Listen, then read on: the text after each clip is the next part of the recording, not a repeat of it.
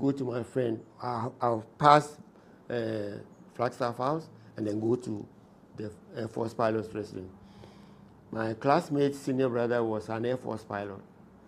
And just as we got there, he asked us to go and call the daughter who had gone to see a procession of CPP faithfuls in the procession to the Flagstaff House. Just as we got to the street or roadside to call the girl, a bomb exploded. That's the second time. A bomb exploded. And you can guess what happened afterwards. These are my little encounters with Kwame Nkrumah. Did you eventually get to meet him again after the Newtown times? Did you meet him? For a while, we went to his house to pluck mangoes and so on and so. So when he moved to the Flagstaff House, that was it. You never got to at all counter him again. At all. But of course, you lived through his time until '66 when the coup happened. All right, I want us to hold it for a bit. When we return from the break, we'll get into more of the stories of Ghana's history. We've heard a little about the Kwame Nkrumah bit until the 60s, early 60s. We'll catch on from there right after this break. Don't go anywhere.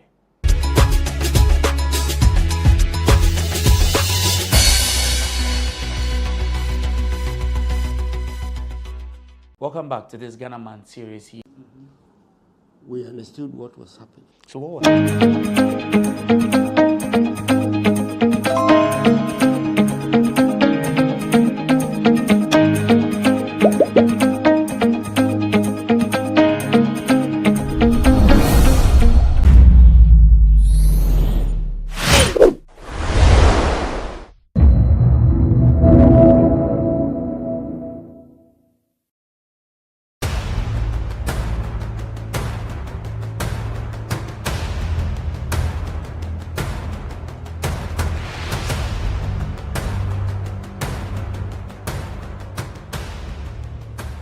Kwalebu was, I think, 380. 380 Ghana cedis. Yes. Okay. But private, some are 500, 450, some are 800, 860. Per session, yes. You have to do 2 every week. Yeah. Even if someone earns 5,000 Ghana cedis every month, that person cannot keep paying 380 cedis 3 times a week for dialysis. Majority of the people who need dialysis to survive in Ghana don't even earn half of the amount mentioned. Some people battling organ diseases end up losing their jobs because their companies cannot keep paying them for always being absent. How are these people expected to afford the monies needed for dialysis as well as other expenses, talk less of the huge amounts they have to come up with for transplantation surgeries outside Ghana when they get donors? It is because of these people that GhanaWeb in August 2023 launched the organ donation legislation campaign to push for the country to pass a law that will guide organ harvesting and transplanting. As Kwalebu plans to increase dialysis fees, the situation requires quicker attention and action. And so, we must get Parliament to start discussing the organ donation bill and pass it into law.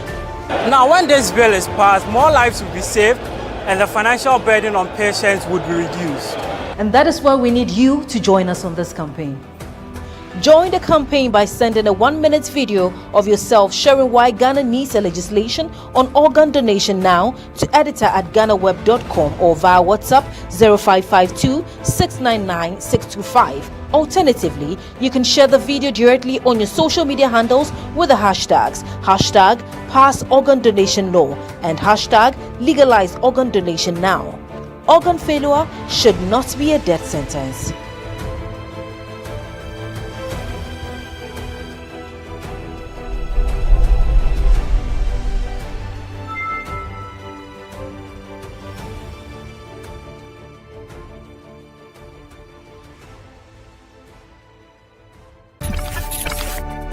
GhanaWeb in August 2023 launched the organ donation legislation campaign. 2007, I was Ghana Police Service. The sad reality is that today, our democracy as a country is threatened. Words of affirmation or love language comes to urge us on. When this bill is passed, more lives will be saved, and the financial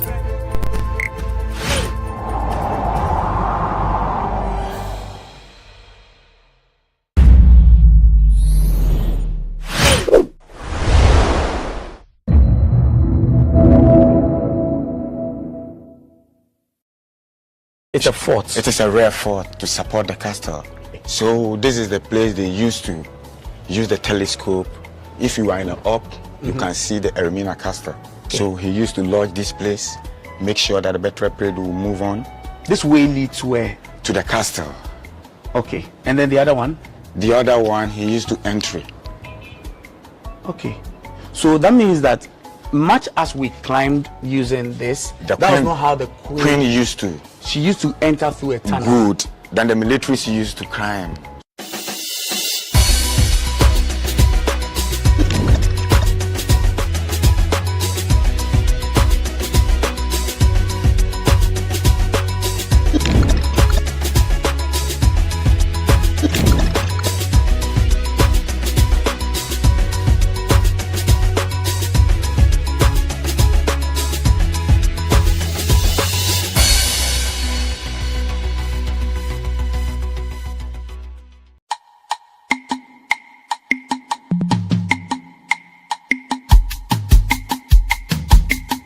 We're on our way to Elmina actually to see if we could get the story of the Elmina fort, but then we saw this very petite fort of the sort.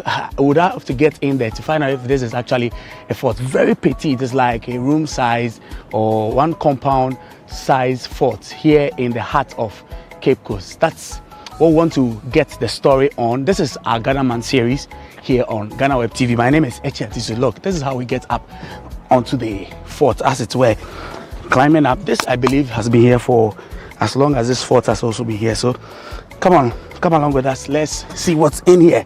Okay. All right, so we are right here on the compound. I see a gentleman here. Come on, let's speak to him.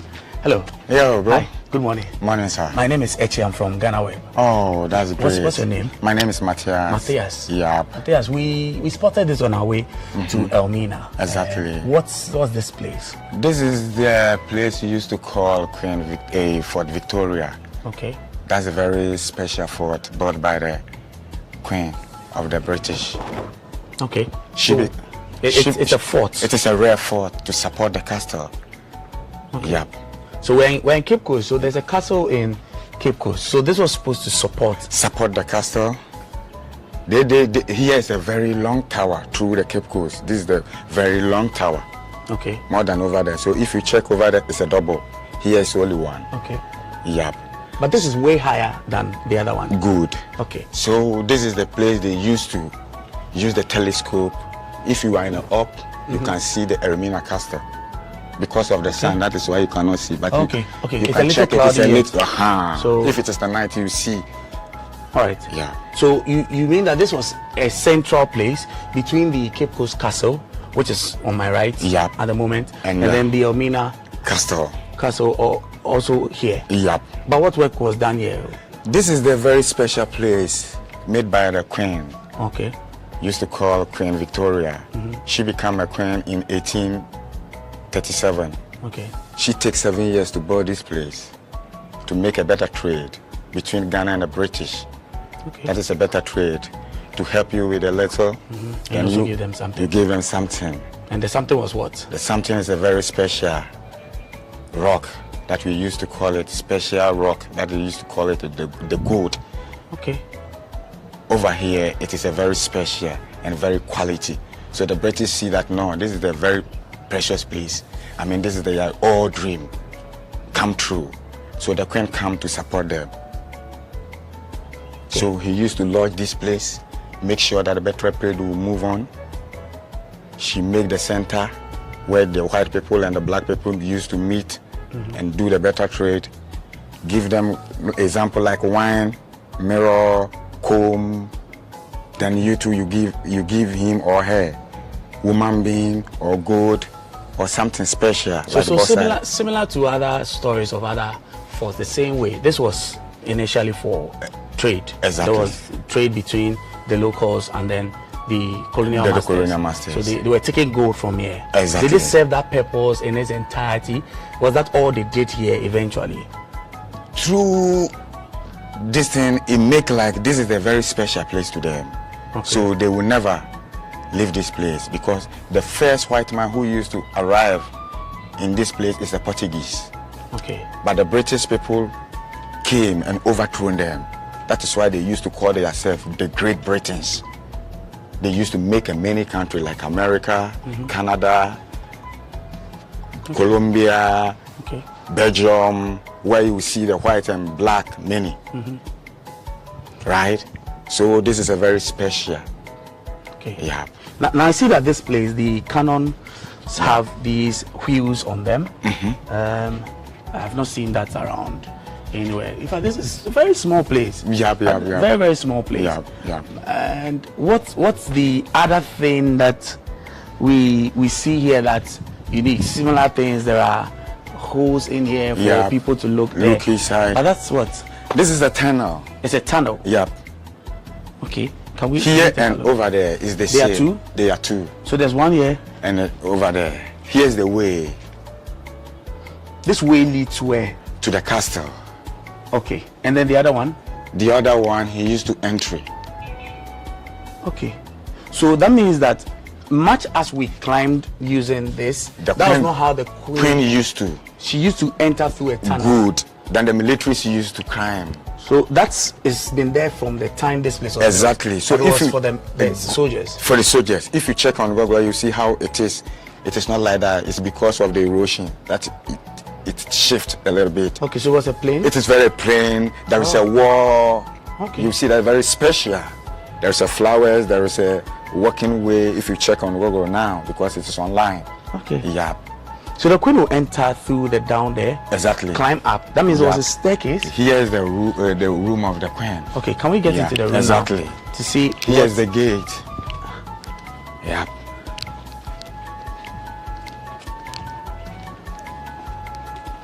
Is this the place? Where's the other tunnel? Here is it.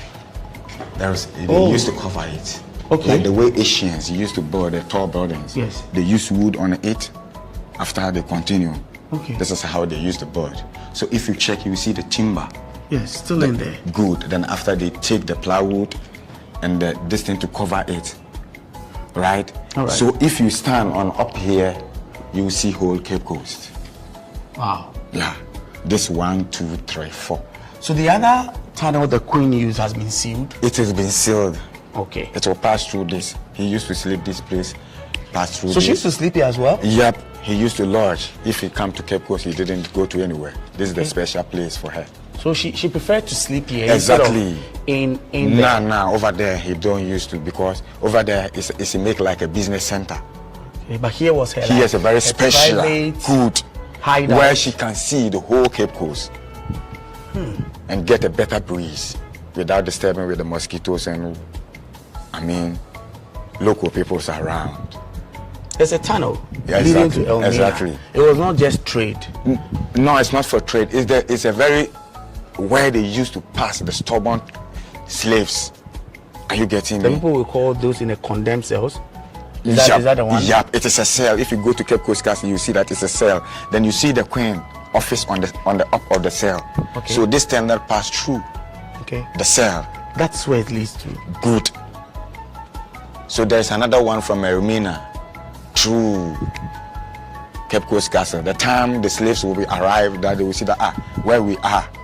And you're already here. You are already here. Then here too, outside Cape Coast, there is a big ships waiting over there to take you. Yeah. So it is 400 years now. 400 years. They used to build in 1844. So this is getting to 3rd century. I think so. Yeah. 400 year old. Yeah. Very strong and solid. Same as these metals. Exactly. Very solid. Very solid. Yeah. And you're the only one who is here now. Yeah. Is this place part of the places that, for instance, the state has actually taken over and ensuring that this place is kept as one of the heritage sites? Exactly. Is that the case? It's a very special place, but you know, Africa, sometimes we have a little problem. Some are good, some are bad. Some will see the white people used to come to visit this place, they will wait them on the gate. After visit this place moving, they will collect their camera or their bag from them and run away. So they used to tell their brothers and sisters abroad that this place, there's a lot of robbing. Okay, so this particular fort, because of the location, when tourists would come, you say that by the time they're leaving, people will gang up on them or steal from them? Steal from them. Oh. That's around 2006, 2007, 2008, 2009. Okay. So I came to arrange this place. The Queen grandchildren just come to visit this thing. He said, no, it's not good, it's not unfair. So he come to meet me and said, no, how I arrange this, I'm supposed to take good care of it. When did you come here? Let me say 8 to 9 months now. Okay. That was May. Yeah, okay. May, yeah. But you have a fair idea you have a pretty good memory of this place. Exactly. I see. So that means that now tourists don't come here at all. People don't, they used to come, but they no longer come. No, now I'm here. It is more safe than nobody is around. Are you getting me? Okay. Because if you come, I will receive you better. Told you what is going on, give you the secret, give you the story.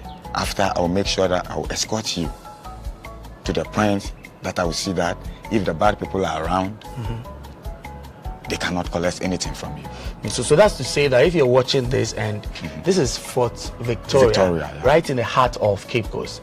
If you're watching this and you are looking for a place of heritage to be able to visit, this is one of the places that you should come to. I mean, if you heard stories in the past about theft and the like, that's no longer the case because Matthias is here, my good friend Matthias is here. Exactly. He would ensure that your safety is guaranteed. You always so this should be another place that people make up as their next tourist destination. Exactly. So Matthias, I mean, I know it's a small place, it's a small history, but you say it's special. I've heard you use that word several times. Exactly. It's actually special. It is very special. Because you get in. Because if you go to the Queen have a park over there. Okay. They used to call it Victoria Park. It is a very international park in the whole Central. If you come to Cape Coast, if they didn't do anything in Victoria Park, that means it is a just That's true, because that's the main park. Exactly. Why they used to call it Victoria Park. The Queen is very special to them. She brought civilization to the white people. Yeah. Okay. All right. I want to just these balls are what I want to. These cannons. You don't have any balls, the cannon balls? Because the bad people, they used to take the cannon, you know. What do they use them for? For the scraps. Just sell for just a little money to get something to, I mean, their daily bread. Are you getting me? Okay. Yeah. So they used to take this and transfer this to Kumasi Menchia. Well, they used to pick the cannons from here? From here to Kumasi Menchia, Paris. Because it is more useful over there than somebody will pick it over here. So if you went to Menchia, Paris, you will see that the white people, they don't go there. But we have a type of cannon. No, the whites were never there. Yeah, but if you are talking about the history, about the white people come to help we Fanti to fight the Ashanti kingdom because Ashanti was empire. But Fantis, we are not empire.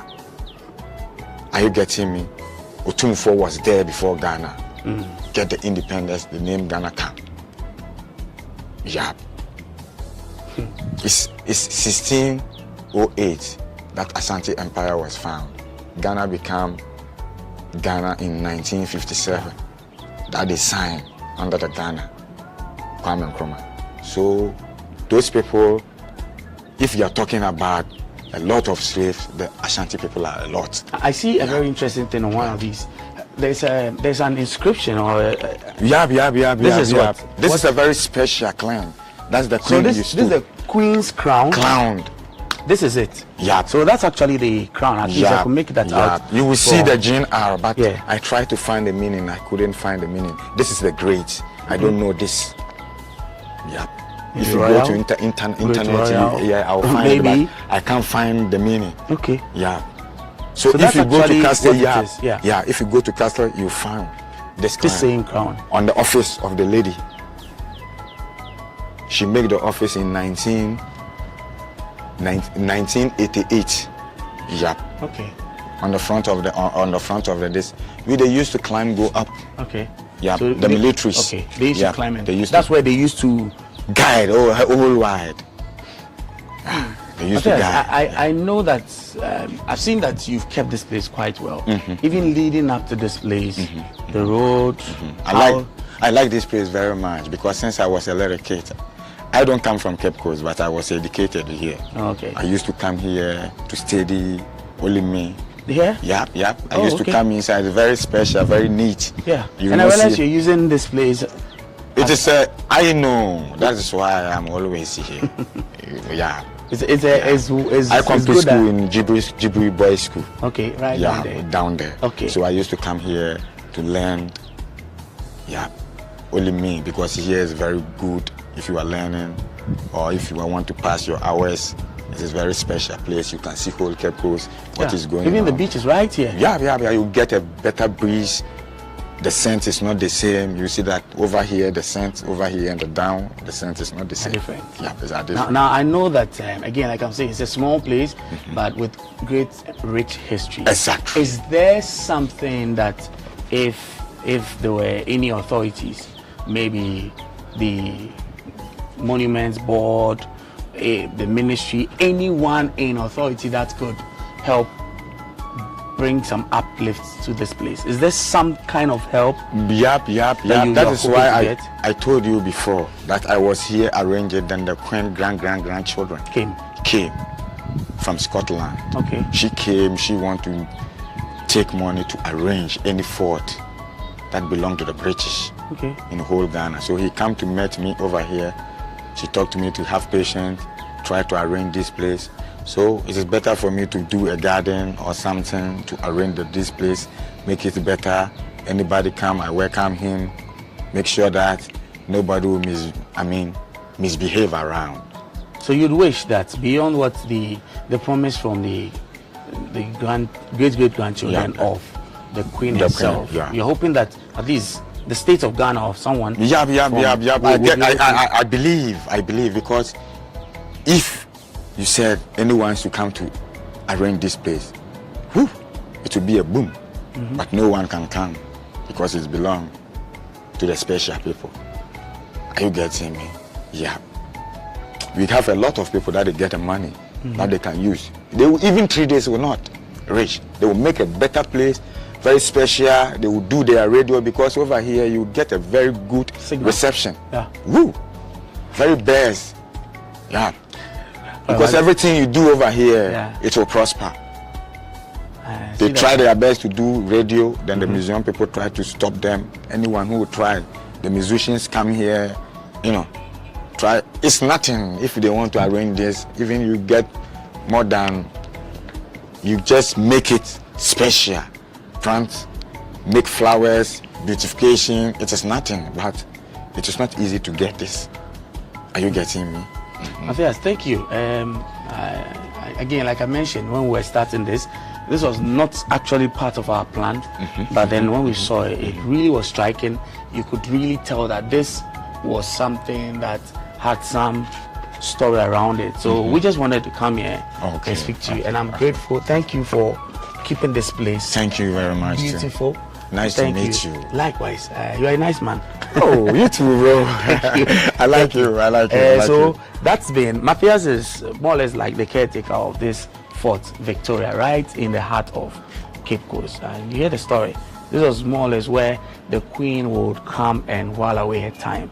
She preferred the serenity of this area much better than being even in the main castle here at Cape Coast. Even though there was a tunnel that would connect here to Elmina, it's obviously been blocked, and that's the history of this place. So again, like I said, if you're considering a place to visit, and it could be any of the forts, this is one of the places you come to, because Matthias is here. He will ensure that you get good history of the place and your security is granted.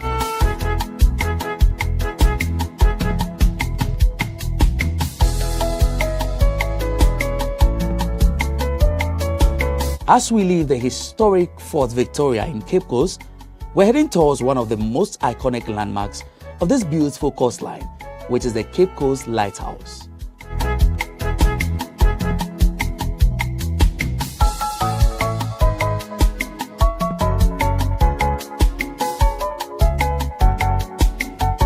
Apparently, between the Fort Victoria in the heart of Cape Coast and the castle, there's actually a lighthouse right in the middle here. This is where it is, and why not? Let's see what we can find out about this place. This is our continuous coverage of Ghana Man series here on GhanaWeb TV. My name is Echiatisu. Come, let's climb up this staircase up to the lighthouse and see what we find out.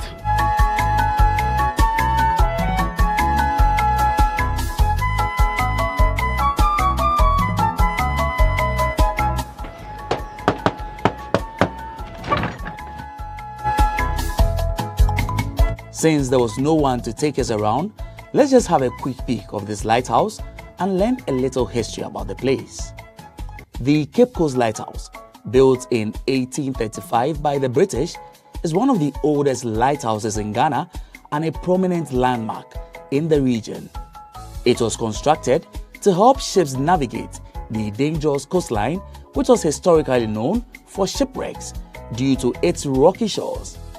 Standing 20 meters tall, the lighthouse features a cylindrical stone structure with distinctive white and red strips, making it easily identifiable.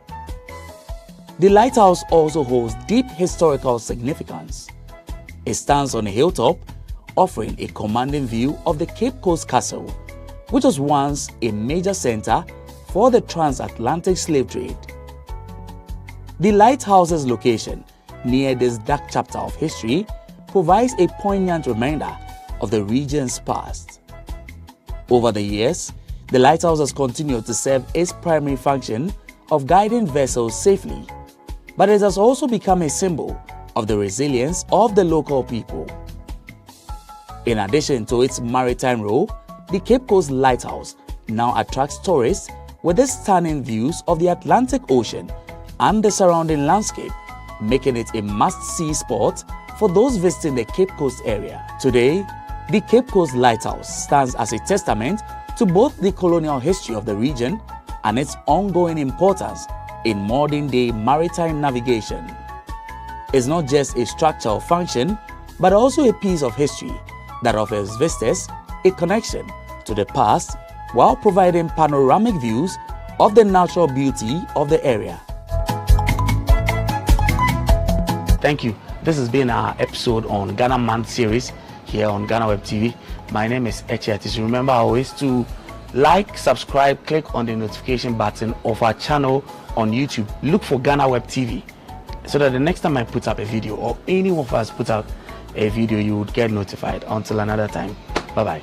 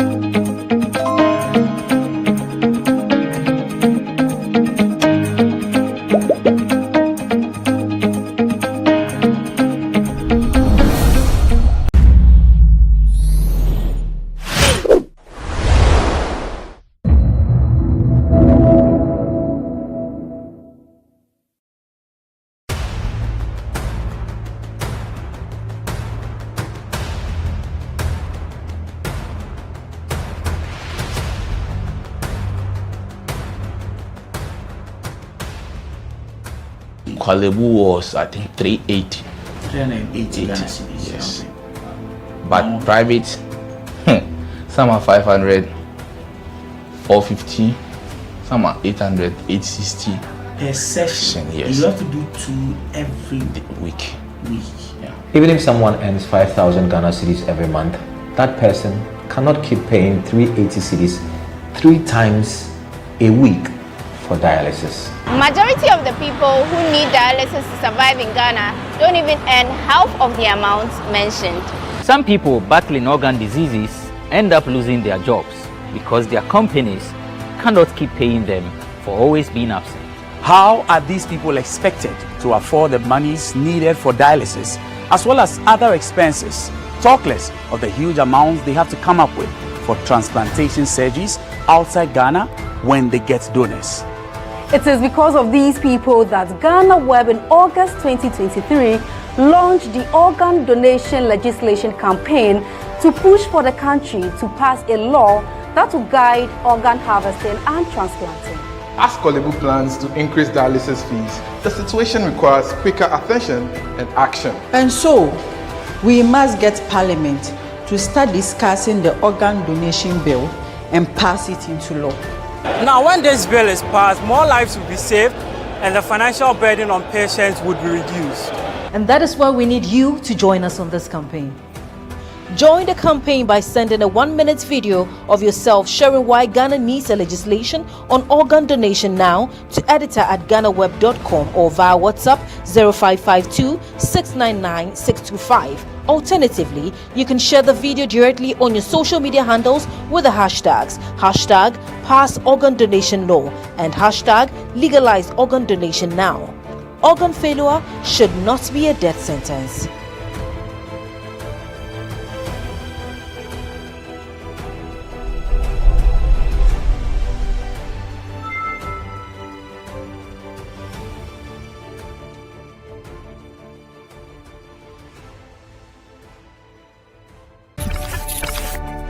GhanaWeb in August 2023 launched the organ donation legislation campaign. 2007, I was Ghana Police Service.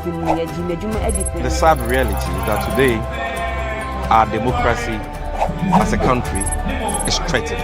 Words of affirmation or love language comes to urge us on. When this bill is passed, more lives will be saved and the financial burden.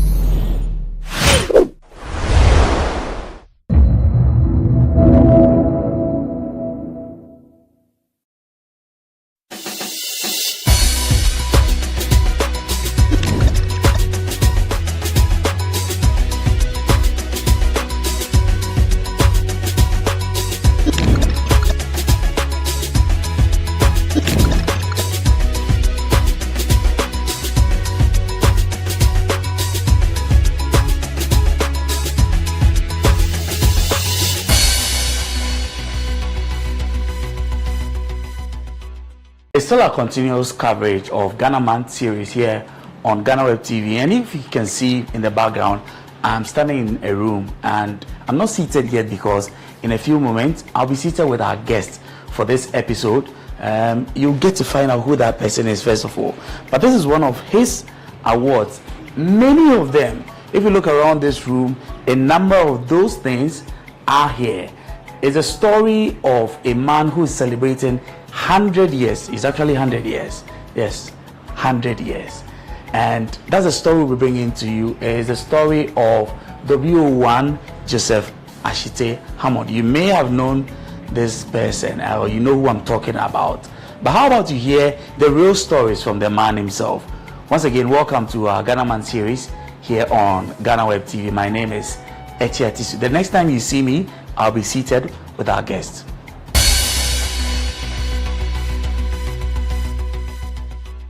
W1 Joseph Ashite Hammond. I'm sure many of you already know this personality by now, and I am so privileged to be seated by him now. W, I don't know whether to say good morning. How are you doing today, sir? I'm terrific. And it's such a joy. It's a great joy to me because you are speaking to me during my birthday party. 100 birthday, 100 years. That's a century. I was born 1925, May 10th. And I'm still living. I passed through ferocious wars against the Japanese. I am just wondering, 1925, we are in 2025. For many people, that's just numbers. But you have lived through many phases of life, times, seasons, generations. You really lived through different types of political terrains. You fought through wars and all of that. Can you give me a summary of your life, 100 years? What have been the highlights? Wonderful. First of all, if you want to live long, and God should help you and love you, forgiveness is the key. Anybody that will offend you, you have to forgive that person. Because mistakes are inevitable. Nobody is perfect. Anytime you will pray, you say, oh, Almighty God, I beg you, forgive me of all my sins and so on. Once you say this, He's a loving God. He created us, He loves all of us. He will forgive you. But when somebody offends you, you say, oh, over my dead body, I won't forgive that person. There's no blessing in it. This is my medicine. So this is my life. So this is why I've said long. Forgiveness. He has taken me through ferocious war, battles that is beyond your comprehension. Are you referring to battles like you fought in the World War? World War. Okay. In India and Burma. The wars I've passed through that I'm sitting here, it will surprise you. If you have eyes to see, you will wonder. But if God loves you, He loves you. I see many people die around me, screaming in pain before they are dead. I've passed through all this. That's why I use the word, I've passed through a meal of life. Now I know that we will get to the details about some of the wars, because as far as I know, I've only read about some of these things in the books. Thank you. You lived through them. Thank you. But I will solve it for you. But I want our viewers to actually hear from you yourself. 1925, you lived through some of the days of slavery. Not slavery. I mean, sorry, the abolishment of slavery, the aftermath of... No, slavery era was quite a long time. Okay. Very, very long time. Even before Agri. Okay. But you know, not slavery in a sense. During colonial days. The colonial days, I must say. They were not actually slaves. Okay. They lived with her, and life was better than today. Better? Better as we have by far. When you say better? Gold Coast. Okay. Gold Coast. Today is Ghana. Yes. I'm older than Ghana. Way older. I am by far older than Ghana. I'm 100 years. Ghana is about 68 years. Yes. So I'm older. And I took part in the building of the country. There are so many things that I contributed, like the Accra International Airport. I was an engineer there. I was among the engineers that built the airport. Okay. I built the Airwork Stadium also. I don't like to speak about myself. I don't like that thing. But once you are here as pressman, I can tell you everything to know it. I was the first source manager of the Mozambique Ambassador Hotel. The first source manager. Okay. Because I studied civil engineering also. I decided and left there. When Nkrumah from Ghana National Construction Company, I went there. Ghana National Construction. I worked with them. And also 66, there was a coup d'etat. They removed Nkrumah. Then the government of that day changed it to state construction. Nkrumah one was Ghana National Construction Company. But when Ankara and Kotoka they came, they made it state construction. I passed through all this. I worked as an engineer for 15 years, both. So I know a lot. So you say those days comparatively were better? Yes. So Gold Coast was fun, Ghana isn't? I mean, before we got to become independent. I will tell you, I'm very, very frank. Okay. I like to speak the truth. You know, during if you look at it, though Europeans, that during those days, they look after us properly. Everything was so cheap. your small money, suppose your grandfather is alive, you ask him, small money, through that money, you take your father will pay your school fees, feeding, everything. Life was very, very good. They don't worry us more like real slaves. No. We were so free. We attended schools, everything freely, and we were so happy. Now we assume our own Nkrumah help us. He did a lot of things. They have spoiled all today. He built so many factories for over 200 factories to build our economy for us. But Ghanaians, we are funny. We don't know what we are doing. When he was overthrown, I was at the Black Star Square here, which I also took part in it. All the tarmac, the quota, we call it quota. Yes. Asphalt, I did all. The one at the Black Star? Black Star Square. I did all. Everybody knows it's in the book. I did the Ewak Stadium also. The Ghana Commercial Bank headquarters, all. So many things I have done. For the army too, Southern Command, their headquarters, I did all. The one on the Teshi Road? Yeah, Teshi. I did all. From T Junction. Yes. All that road, we have south and north. The northern one was, it's at the left. The southern one, near the beach. Yes. I constructed from T Junction, new road, another road, straight to Teshi, but they say lack of funds. So that's no money installed? No money. Okay. Sufficient money. So I had to branch it to the Southern Command headquarters. All their roads, asphalt, everything I did all. That means your work ended at Southern Command? Yeah. But into Southern Command, the main compound? Into the yard itself. And all the roads and everything that I did. You are a legend. And also, there are buildings there, the military building. I had 4 men there. I built all. We have done a lot for our country, I'm telling you. Well, our big men, they sometimes turn an eye over it, they don't care. But I care. Because I love my country. Do you think that this country has done enough to celebrate you? I say you because I want to believe that you are the only one within your league that is still, by the grace of God, still alive today to be able to even share your story. Do you think that this nation has accorded you the kind of recognition as it should be? If they are sincere and genuinely want to celebrate me, it will be a national affair. I've contributed, others have done it, but as far as war is concerned, the whole of Britain, the whole Europe, they know about me. There's nobody at the Buckingham Palace, at the Queen's Place, who has never heard Hammond's name before. The BBC, I'm all over the place, everywhere.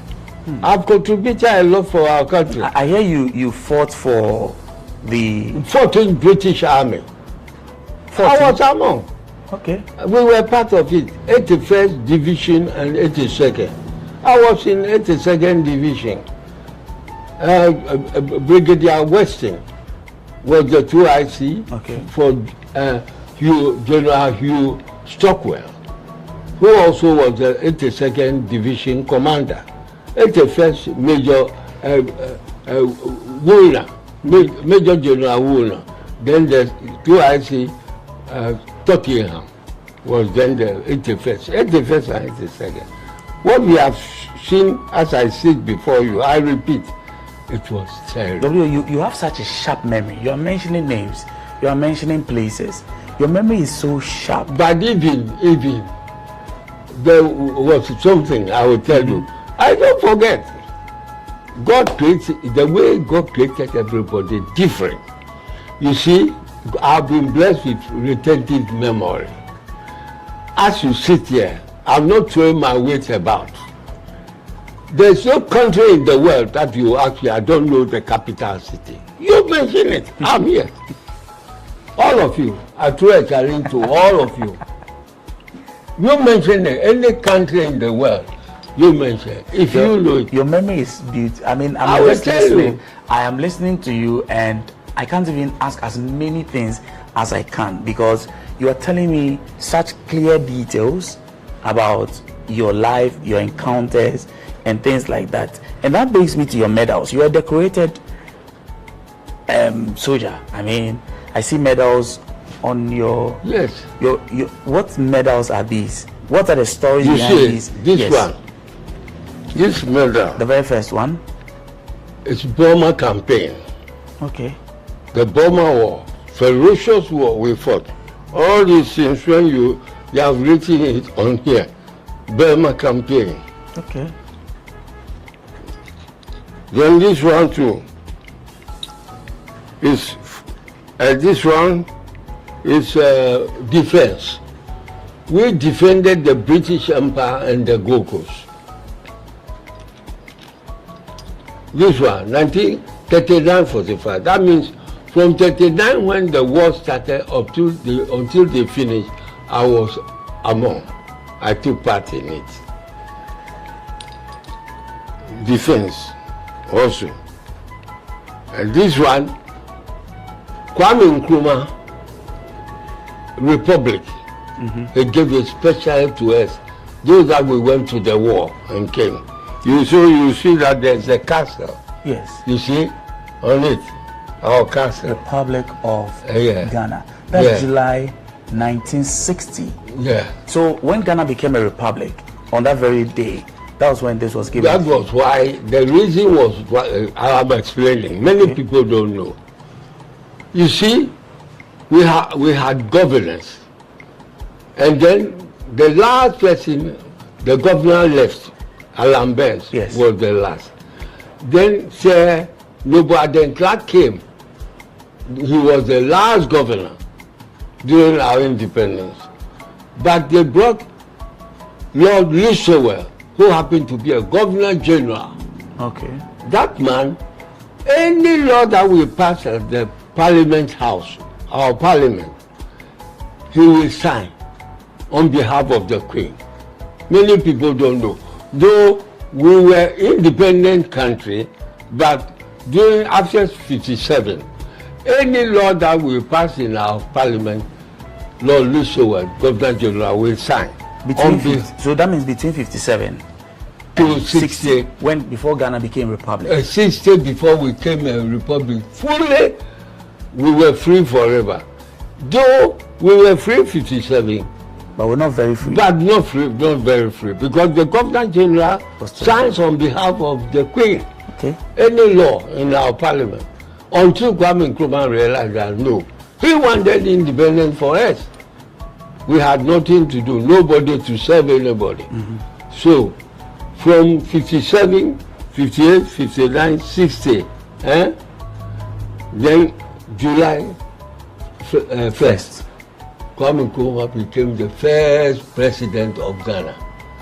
Okay. When he became, the day that Kwame Nkrumah was installed as a president, that same day Lord Lisowell left the country.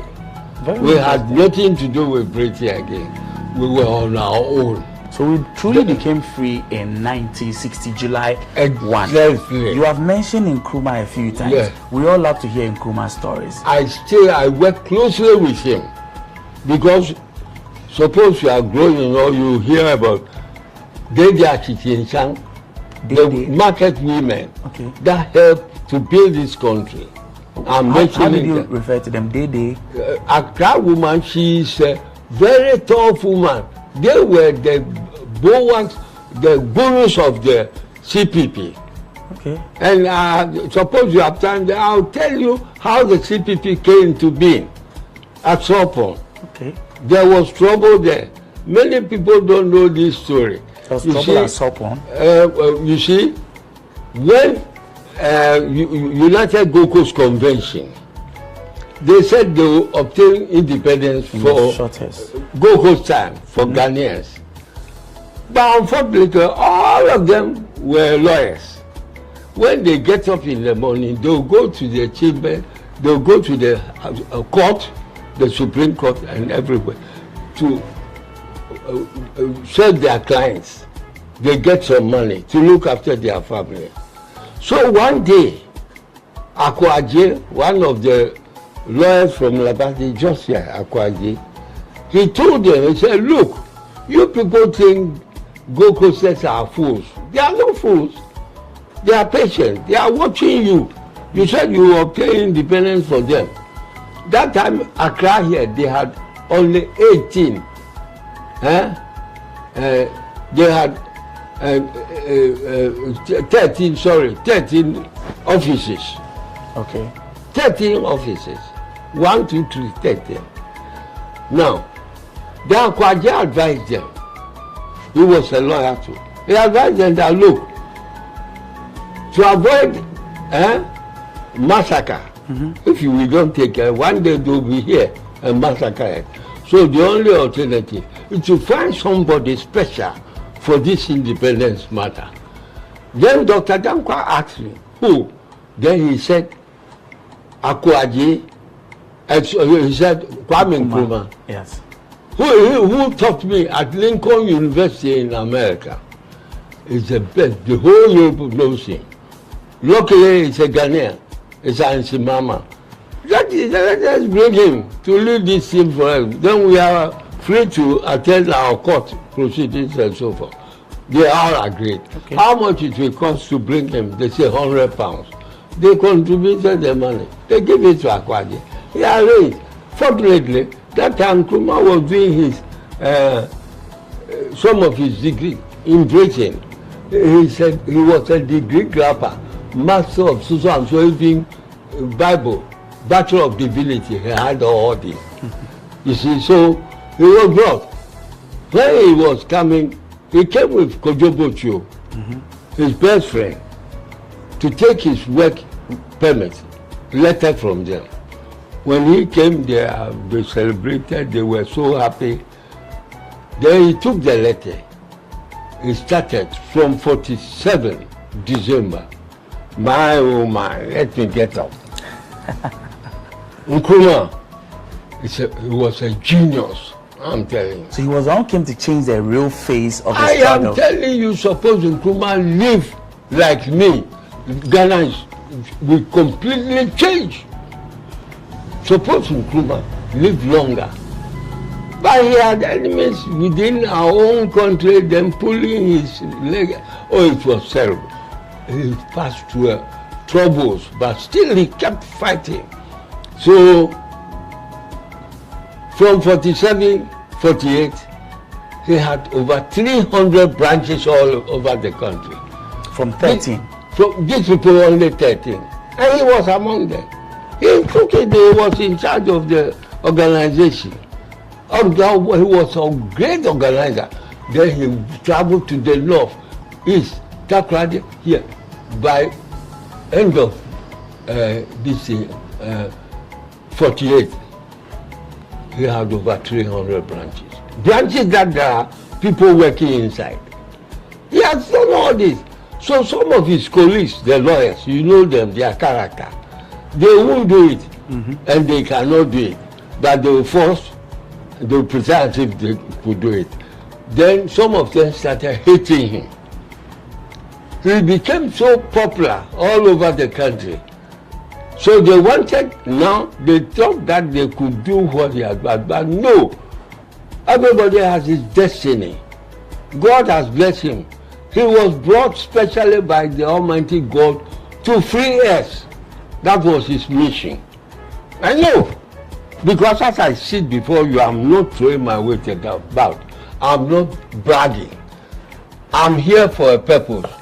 God sent me to come before I die to achieve something for this country. I know I will do it too before I leave. Amen. I'm telling you. How many times did you meet Nkrumah one-on-one? I work closely with him. Okay. Why I'm saying this? Because from the inception, Kwame Nkrumah actually, after doing all these things, then they established the Ambassador Hotel. Yes, that's I was one of the officers, and then I became the first check in history. Go to Mobimbi, check, you will see Hammond named there. that the first manager of the Ambassador Hotel was you? Yes, it's the record is there. We have done a lot. Then later on, because I've studied engineering too, rapid results from Britain, I've studied. So I said, then I started thinking, I said, now the opportunity is there. Why should I sit in a store always? No. I have to do something to help the country. So I left. I applied. That Nkrumah established Ghana National Construction. Okay. There I was taking on completely. They employed me as an engineer. Then I started the work there. I relieved one Israeli engineer, Mr. Hilaire. Then I started at the asphalt, small. Then I worked as I am a previous expatriate. 15 years, I contributed a lot for this. Then we are doing some dam and other projects at Asin. After that, so many things I've done to all the country. Not here, Accra alone. But I want to take you back a little so that we understand a little of your early years as a little boy, even going into the army and all of that. You know, I was shot in that. You are a man who's lived through all these years. I'm just intrigued. When you were about to go to the war, those years. I was 16 years back then. How did your family feel about that? I don't tell my family. Those days, they regard the army as a Hausa people's job. The Northerners, they are this thing. Oh. So nobody tell. If you are young and you want to go, you run away and go. So you did run away? After my education, I went myself. You ran away? Yes, I did not run away. I mean, like you actually sneaked out to go? Yes, myself, because during the senior school, when I see the soldiers, because there is military blood in my veins, so I said I will join the army. So after that, 43, I joined it. And when I arrived there, at the Accountant General, that was where previously it was called Treasury, that time. That was where army people were enlisted, that Treasury. The captain and the lieutenant, they saw I was very young. They could have said, oh, no, we are not the one. Otherwise, I'll be regarded as a child soldier. You see? But they asked me one question, the captain. He put this dicey question to me.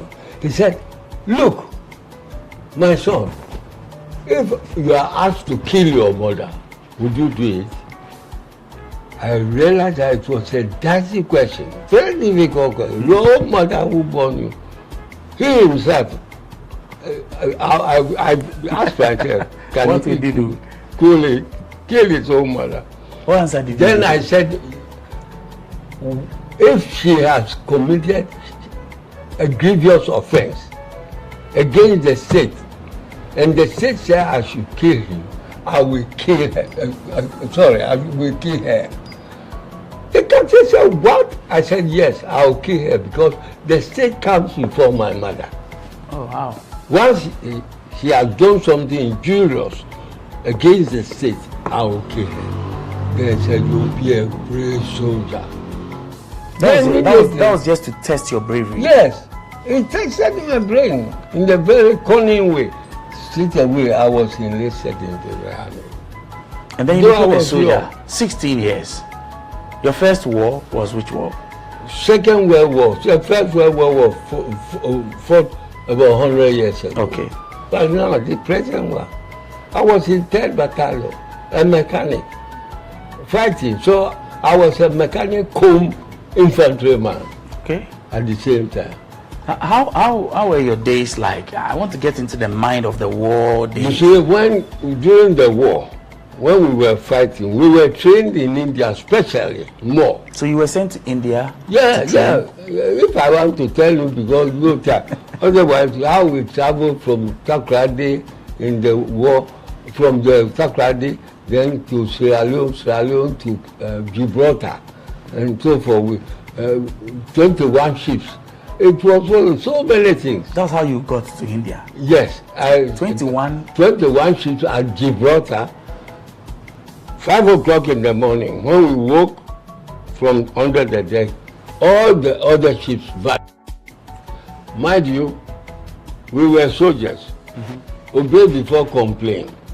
You have no right to ask questions. If you ask questions, they will say you are a spy. So nobody. We knew. We came 21 ships there, but only our ship left. At the place, they left it. All the rest gone. Because we didn't know where the ship came from. At Sierra Leone also. Daybreak, we saw the ships. Where they came from, nobody. At the time, you could not ask, but today, do you know why? Of course, now I'm out of the army. and then you cannot ask. Well, I have no interest in it again. Because the ships left. Okay. They had special assignment, that was why. Full soldiers in the ABO that from Takrade. We were 2,500 before we joined them. You see, with warships, guarding and fighter planes and so forth. So many things. We are past to it.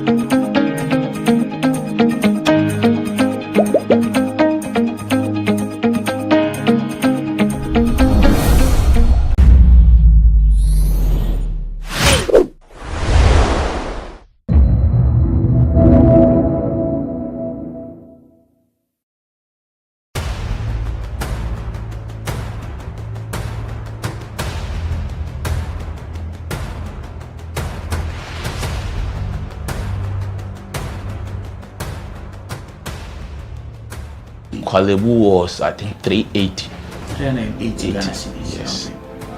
But private, some are 500, 450, some are 800, 860. Per session, yes. You have to do 2 every week. Yeah. Even if someone earns 5,000 Ghana cedis every month, that person cannot keep paying 380 cedis 3 times a week for dialysis. Majority of the people who need dialysis to survive in Ghana don't even earn half of the amount mentioned. Some people battling organ diseases end up losing their jobs because their companies cannot keep paying them for always being absent. How are these people expected to afford the monies needed for dialysis as well as other expenses, talk less of the huge amounts they have to come up with for transplantation surgeries outside Ghana when they get donors? It is because of these people that GhanaWeb in August 2023 launched the organ donation legislation campaign to push for the country to pass a law that will guide organ harvesting and transplanting. As Kwalebu plans to increase dialysis fees, the situation requires quicker attention and action. And so, we must get Parliament to start discussing the organ donation bill and pass it into law. Now, when this bill is passed, more lives will be saved and the financial burden on patients would be reduced. And that is why we need you to join us on this campaign.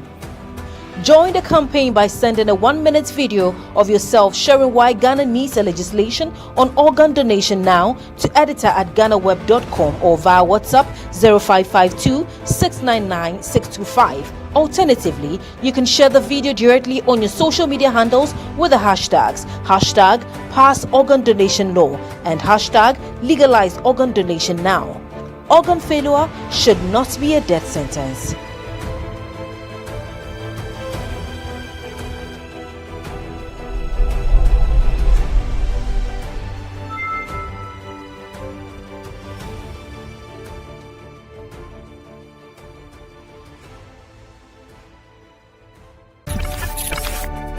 GhanaWeb in August 2023 launched the organ donation legislation campaign. 2007.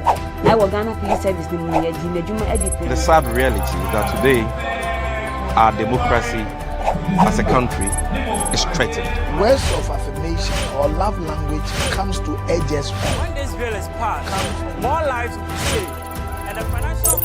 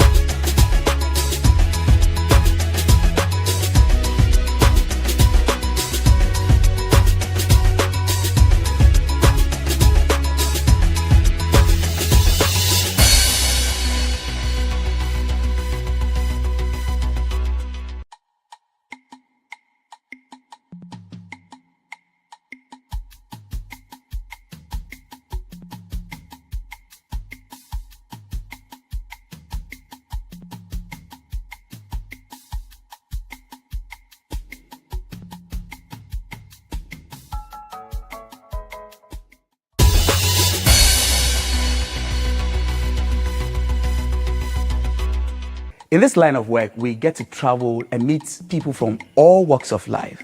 But the conversation we're about to have is not one of the ones you have heard or seen because of the area we are in. We are at Asin, Kushia.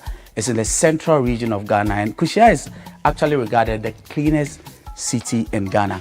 How that has become the case, well, we'll be honored to hear from the man himself, the traditional ruler of this area. Ehunabobrim Nana Pra Ajinsem the Sixth is the paramount chief of the Asin Orenchi traditional area. Nana, I hope I got the pronunciation of your traditional area right. Very correct. And thank you very much for welcoming us actually into your beautiful castle, if that's what we can call this place. No, palace. It's a palace. Yes. Well, but it's majestic. Thank you. Arguably the biggest in Ghana, is that it? I don't know. I don't mark my own answers. And I know I'm a Ghanaian. Okay. We Ghanaians, we exaggerate. Well, we exaggerate, so I'll let it pass. Well, Nana, and you've put in a lot of work into this palace, which is a conversation we would have more and more when we get into this. But let's start from Kushia. Kushia is not just known for its traditional acumen, but more about how clean a city it is. Would you want to share with us how you've been able to achieve this? Thank you very much for your question. It has not been easy. First of all, we as Ghanaians, we had the tradition of throwing away leaves when we used to eat from leaves. I remember when I was a kid going to school, I would buy rice and stew, and the lady would use the leaf to clean on her lap. And then I put the food on the leaf. After you finish eating, the natural thing to do is to throw the leaves away. In those days, it didn't matter. The leaves would decompose. So we were not littering. But the habit of throwing had been ingrained in us.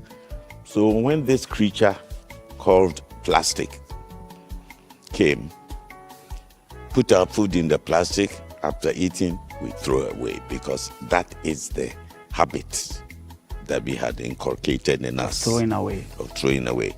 So my problem was to stop the throwing away. Okay.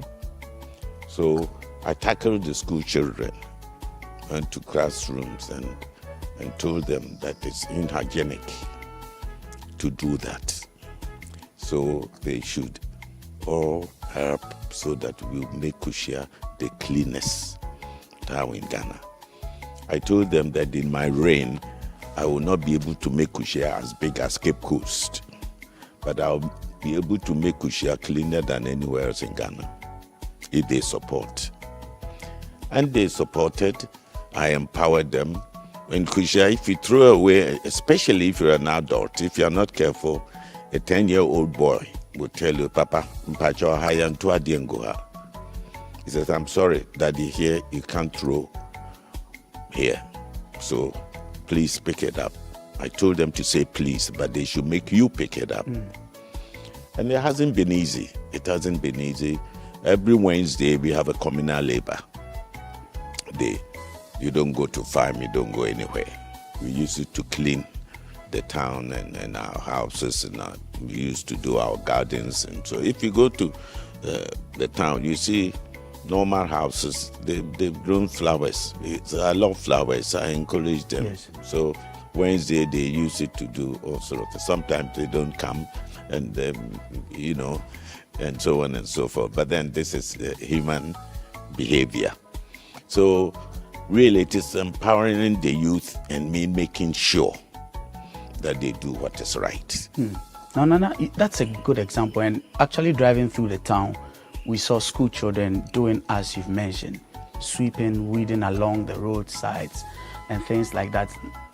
Sanitation is always a big issue as a country that we faced. In bigger cities like Accra, it's been a thing we've struggled to deal with. Is it the time for other bigger places like that to be looking at Kushia as an example to be learning from?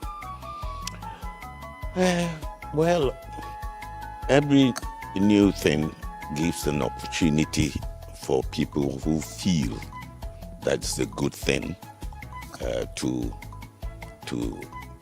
copy or learn or adapt. I remember I went to a conference and one paramount chief, Nana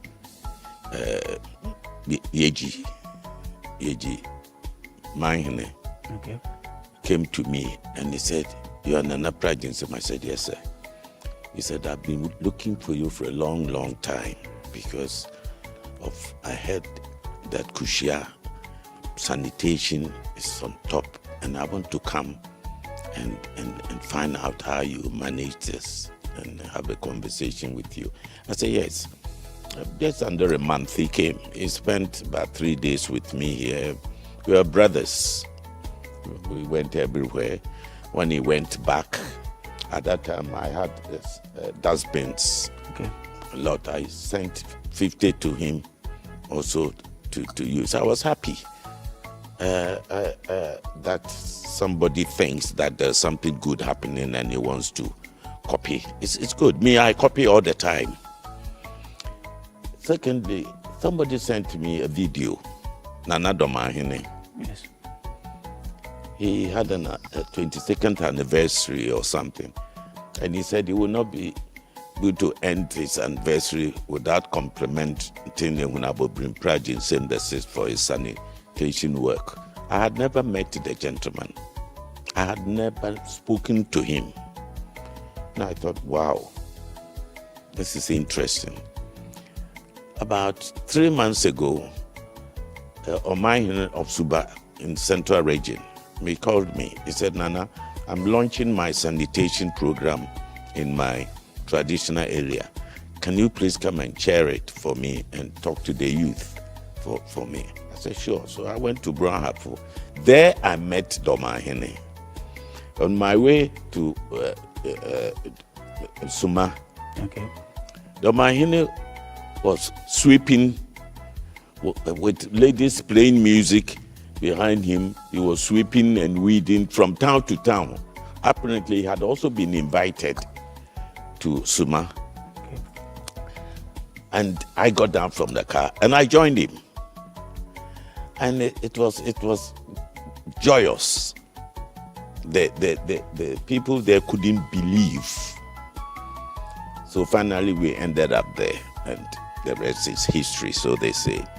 So maybe we can learn from each other. First, we must learn to understand that there's nothing wrong in copying. In fact, Domahine's example to me demonstrated how confident the gentleman is. He's a very noble man. To have sat on TV and say that celebration will not end until I compliment somebody as he has never met. This is deep. Now, Nana, those are examples that actually tell of maybe the need for people to, like you said, copy or follow, as it were. But Kushia is just on the lines of the River Pra, and we had the opportunity to actually go and see the extent of damage that has been caused to the river. You have been here as traditional leader for a few decades. What was the situation then and now, and how worrying a situation is it for you when you look at what the state of the river is today? When I was installed as a chief here, I was taken to River Pra as part of the tradition, and I had a bath, let's say. Okay. And when I got there, I was quite reluctant to go and have a bath with all these things that they've mixed, in the bucket and so on, because I saw the fishes. Clear water? Clear. The water was clear. Clear. The definition of water, clear. And then something came called Galamsey from the north side, and damaged the water totally. You can't see, it's like Milo. You can't see anything. And I believe some of the chemicals that they use are also poisonous to the fishes in the river. And so I can only say this in public and say that Galamsey, it is not good, it is damaging the whole country. Our future is at stake, but I have no power to stop it. So I concentrate on areas that I have little power and make it better. But there are also people who believe that beyond political leaders making attempts to stop Galamsey, for instance, that our traditional leaders also play a huge and a major role in there. Yes, that is true. And everybody knows in Ghana, politicians, security, traditional leaders, there's some of them are involved. Those who are involved, some of them have stopped others.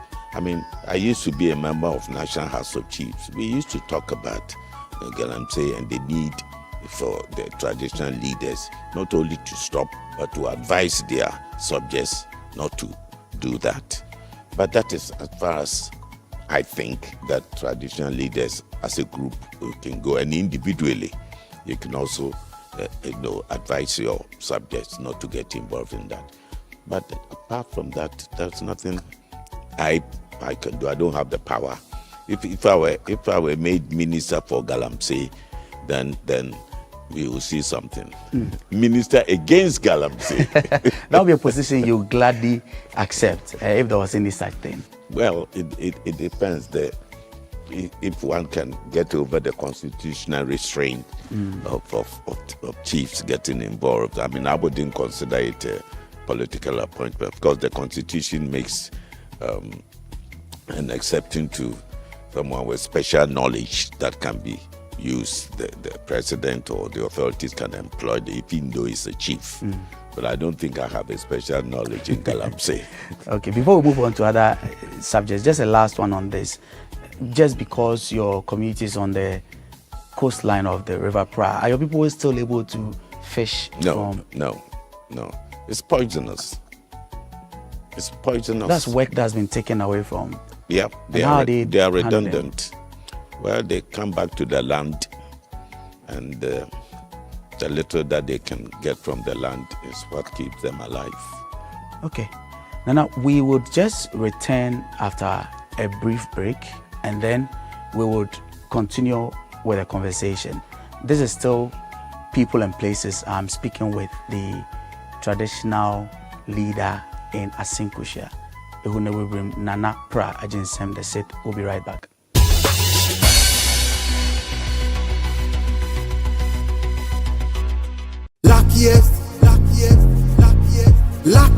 everywhere, for everyone, yeah. Luckiest star 712 How to play and win online. Step 1. Go to the URL or website www.theluckiestafrica.com. Step 2. Click on Ready to Play and register. Step 3.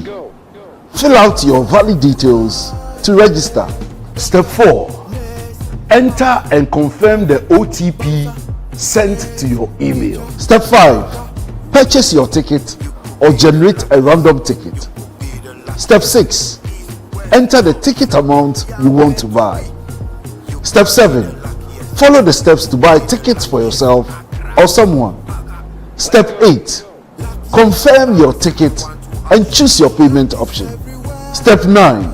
Follow the steps to make payment. Step 10. Verify your phone number. I am Mr. Good Luck and I'm on a mission to spread luck all around. Baba, driver, bouncer, friends, teacher, banker. Star 712 hash. You could be the luckiest.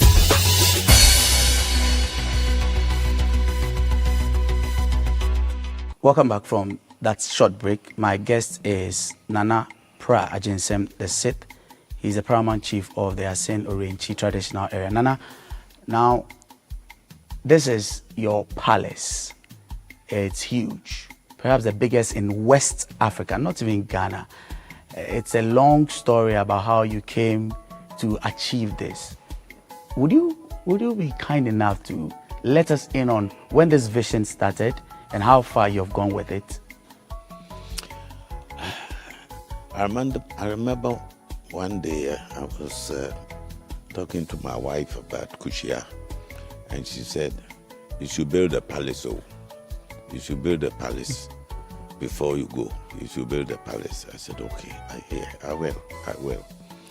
Little did she know that all her chop money would go into the palace. I started building the palace 13 years ago. You see this tree that we're sitting under? Yes. I planted it the same day, so they have the same birthdays, the tree and the palace, 13 years ago. This tree's been here for 13 years. Yes, and so has this building, which I haven't. The palace is not completed yet. So I want to be intergenerational leader. I went when I leave this wretched world, I want to be remembered for a long, long, long time. And one of the things that I selected to do, mainly to give my people employment, is tourism. Okay. So I decided to put up this palace that will attract internal tourists in the main. I mean, this building, if you go outside Europe and this, they've seen it, this is nothing to write them about. But at least within Ghana, within my own people, if they hear that there is such a structure, they may want to see it, and therefore part of the tourism cocktail will be the palace, the fish ponds competition, the crocodile pond, the tomb of the unknown slave, and all part of the tourism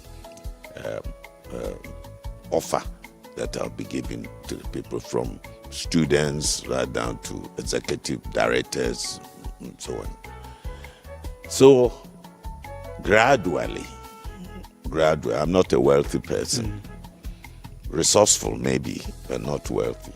So it's taken me a long time, but I've known palaces that took them 300 years to build. So I've done well with 13 years, and I haven't finished. There are a lot of rooms, a lot of places like you mentioned, the slave tomb, as well as there's even a mini zoo right in here. But what would you say, or which of the places in this palace is your most favorite? Oh, no doubt, my mortuary.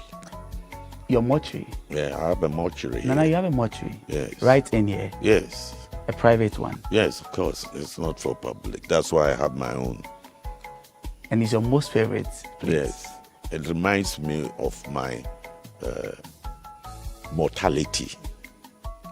So it humbles me. So it's my favorite spot. That's very interesting that you love the fact that there's such a place, because people don't think about death a lot. No, but the death is not present. I'm not surprised. And I don't enjoy. I don't think about it, but I prepare towards it because, as I say, I'm an ordinary human being. I must know I will go. So perhaps to the youth and everybody, you will go one day. So if you want to do insurance for your case or your family, do it because you will go. If you want to prepare every funeral, there are fights because we don't prepare ourselves for the inevitable. We are running away from the fact that we will die one day.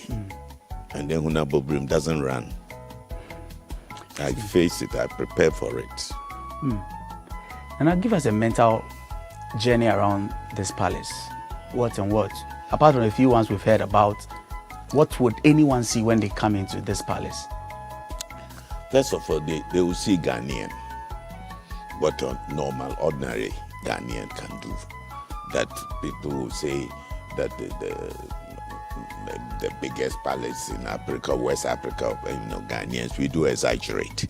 That aside, they will know that we Ghanaians can do a lot if we apply our minds to it. I don't know if you've been around, but if you've been around, you've been to the banquet hall. Yes, the one upstairs. You've been to Nkrumah Hall, where they're working. You saw the light. It's in the form of canoe. It was done here in Kushia. The chandeliers are done by a welder that I use. I called him and the chandeliers we see up there were done right here? Yeah. They were done, well, they were done in Accra, but they were done in Ghana. Yes, my son designed it for them, and he called my welder, and we sat down with the drawing for him, and we both said, you can do it. And he did it. So, potentially, Ghana has a lot to offer. A lot to offer. Just show them the way. Just provide the leadership. When I was young, there used to be a company called Elang. It was a furniture company. It's in Swiss. Okay. They came here. They trained the Ghanaians. Master carpenters became one of the best master carpenters in the world. They trained and they were able to perform. So one of the areas, and also the fact that this building, most of it have been built by locals in Kushia. The masons, the laborers, the painters in Kushia. I didn't bring any mason I brought a supervisor, but it's all the mason carpentry work. Were done right here? Right here by the boys around. By the boys around. At worst by Ghanaians. And I'm very proud of Ghanaians. Nana, is there a name for this tree? Oh, rain tree. Rain. Popularly known as rain tree. Is it because of the shed? I don't know, but it's... I knew it. I copied it from a friend of mine. He's deceased now, called George Hammond. Okay. And I went to his house in Cape Coast. I used to be a regular visitor. So I saw that. I said, wow, this is bigger than my umbrella. And it's something you want to have. Oh, so the first thing, I planted it the very day that I was doing the foundation. Ooh. I see. As a traditional ruler and as a chief, you must be very busy. How are you able to juggle that with your everyday life and perhaps your private life? Yes. You know, chieftaincy is a calling. When you are called, what you have, you give to your people. When you are not called and you become one, what they have, you will take. I don't, and it's not only chieftaincies, maybe it's leadership, I don't know, but my experience, the most painful part of chieftaincy to me is loss of privacy. You know, I like to enjoy myself, you know, with my friends, my family. Then, you know, we go to a place, we go to a board meeting, let's say Takrady. I have friends who will come on and let's go, there's a spot here, let's go and have fun. You enter the place, somebody say, oh, Nana, good evening. That's the end of the evening. Takes away all the fun. Yeah, it's gone. But are you able to juggle it? You've been doing this for decades. Have you gotten used to it already? No, you never get used to losing your privacy. Never. It's very funny. When I used to live in England, and when I read about the royal family pleading for their privacy to be preserved, and I just say, but what's the matter with you guys? You are people's people, and maybe they would like to know what you do. Then I realized that, oh, I see. It must be suffering indeed. It's the worst for me. Maybe it is because of who I am. Okay. Maybe for other leaders, that doesn't come into their equation because they don't like the life that I like. So they like staying at home and being proper, you know, so nobody will find them anywhere that you're not supposed to be and say good evening, Nana. And it messes up everything. Yeah. Nana, are you a king? Yes. But we've heard this argument over and over again. People refer to the Constitution, for instance, that does not state anywhere that there's any king in Ghana. You consider yourself as a king? Yes, I do, because the Constitution of Ghana aside, the word itself is an English word. It is not a Ghanaian word. You can't alter it. The English man or woman who speaks the language defines who a king is. And he says that a king is a traditional leader from out of hereditary. Mm-hmm. He must be a male and of no superior. Believe it or not, I'm male. Okay? Okay. And I'm occupied this out of hereditary. Okay. And I have no superior over me. So by English definition, I am a king. But I don't care what title anybody gives me.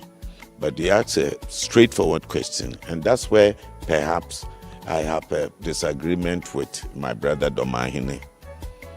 He doesn't define it like I do. I use English word. The English said from hereditary, male, and of no superior. I sat here because I was a prince. Okay. Okay. And I'm a male. And I have no superior over me. Nobody, no human being, it's in terms of chieftaincy, superior over me. No human being. And that makes me a king. Now call me whatever you really like, I don't care. I mean, I'm more interested in developing and making sure my people are happy with me than the semantics. So yours has really got nothing to how you are referred to. No. It's in the practice, what you do. I happen to be a lawyer. I never allowed anybody to call me a lawyer. Never. Okay. And the calling is not what matters, it's the speaking. People will know whether you are or you are not. You understand? Yes. Right.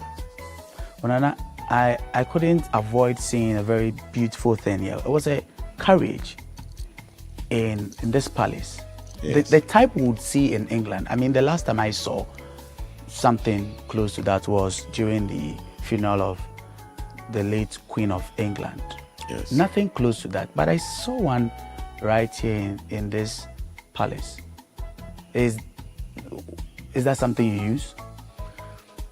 Now, actually, you're the first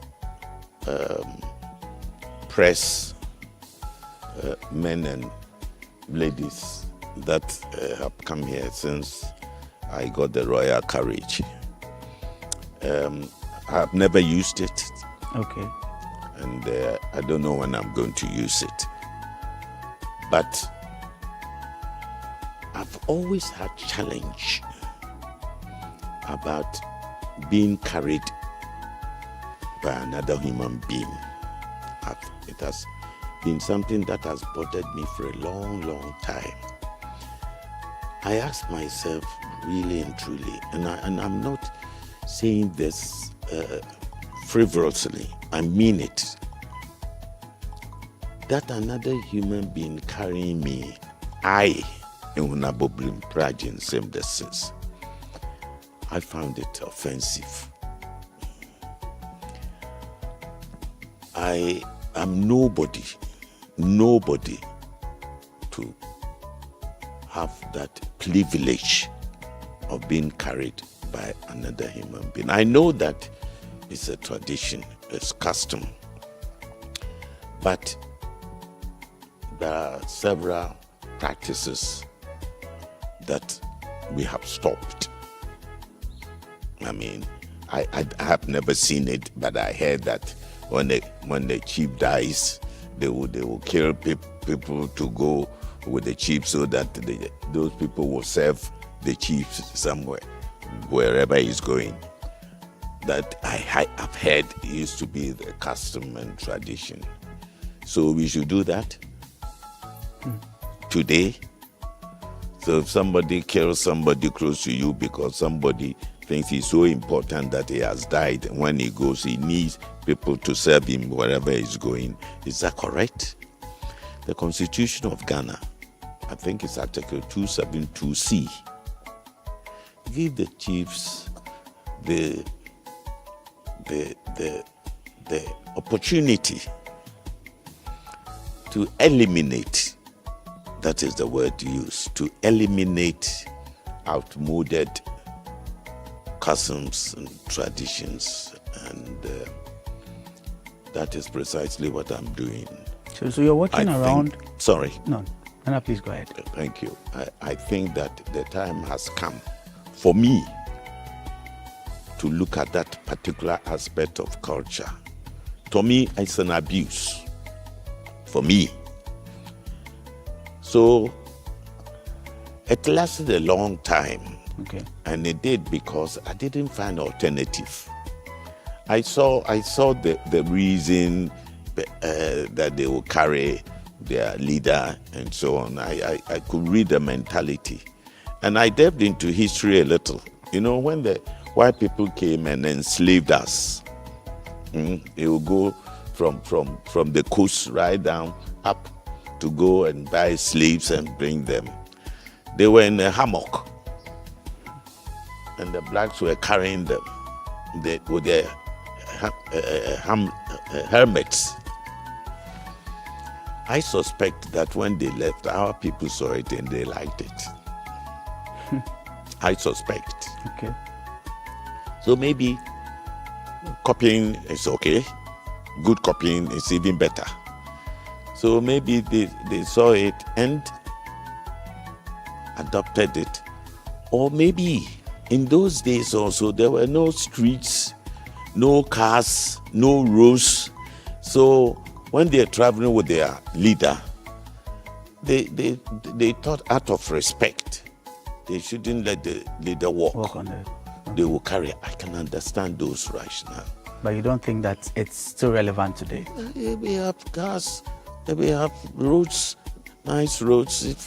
If you want to show if I want to show, I'm being very careful here, going I, because it is me. I have decided to do what I'm doing. You see, and if I want to show the history of Ghana, how they carried one leader from one place to another, I'll bring them here. My palanquins are there. I will show them that this is the palanquin that they used to carry me. Then from there, we've changed, we've come to royal carriage. And besides, I saw the royal carriage in some other countries. For me, it was more comfortable and it had dignity. It had dignity. Some royals use horses. Some animal lovers are objecting to it. Won't that be the case here? No, I motorized it. It's motorized? Yeah, so my Henkwa will sit down, dressed traditionally, nitrate, and I'll sit in with my queen mother. I put air conditioning inside. It's more comfortable. This has been well thought through. And yes, it you've has. Gotten exactly what it is that you want to replace this. Like you mentioned, after all this while you've been able to achieve this. Yes, sir. Is that something that you would hope that other traditional leaders also, much as you say you personalize it, but do you think that it's something others should also be considering? It will come. It will come. Some people are quick and have enough confidence not to care about who started it first, and they see the rationale behind it. They like it. They will come. It will happen. That's how culture is dynamic. It's not. As I gave you an example of somebody leader dies and they kill. They say it changed it. There's a lot that we have changed, and what is this? And besides, in the olden days, whereby people out of love will carry their leaders, and these days we pay for it, you know. Yes. Well, I pay for it. If they want to carry me, they bargain with my elders. Then they charge me and I pay. So what is the point? What is the point? It's not out of respect or deference or I don't know what to say. So I said, no, this thing is offensive to me. It is not right. Because I have male children. If you tell them that they should go and carry me, maybe I won't agree. So other people's male children, it doesn't matter. Of course it does matter. And I'll take you back to when you spoke about the artisans who built this place. Yes. And we speak about unemployment a lot in this country. There's no work. But we have very skilled people. If going by what has been done in this palace is anything to even go by, then we should not be worried so much. Why does it seem like Ghana is not taking advantage, or we are not moving along the lines of industrialization as it should be, when we have all these skilled people around? I think that really and truly, honestly, I'm the wrong person to answer this. I don't have power to I mean, the little things that I do here that will employ the youth within my limited resources I've done. But most countries are managed by governments, not traditional leaders, politicians. So I leave it that with them. So I'm not a politician. It's at the doorsteps of politicians. Yes, I don't know how to do politics. In all of the things you've done, have there been any particular figures or traditional rulers, anyone across board or sector that you have looked up to, who have influenced some of the things you've done? Oh, all my life I've learned from the best. And whilst those that I have learned from, I have never even met them in my life. Okay. I hear that Yasantua was a brave lady, and if I get the opportunity and I get a book, I will read. And from there, I may learn a lot. There are people in the world, international, that I have admired, that I have read their biographies and I've learned a lot. And I have Ghanaians.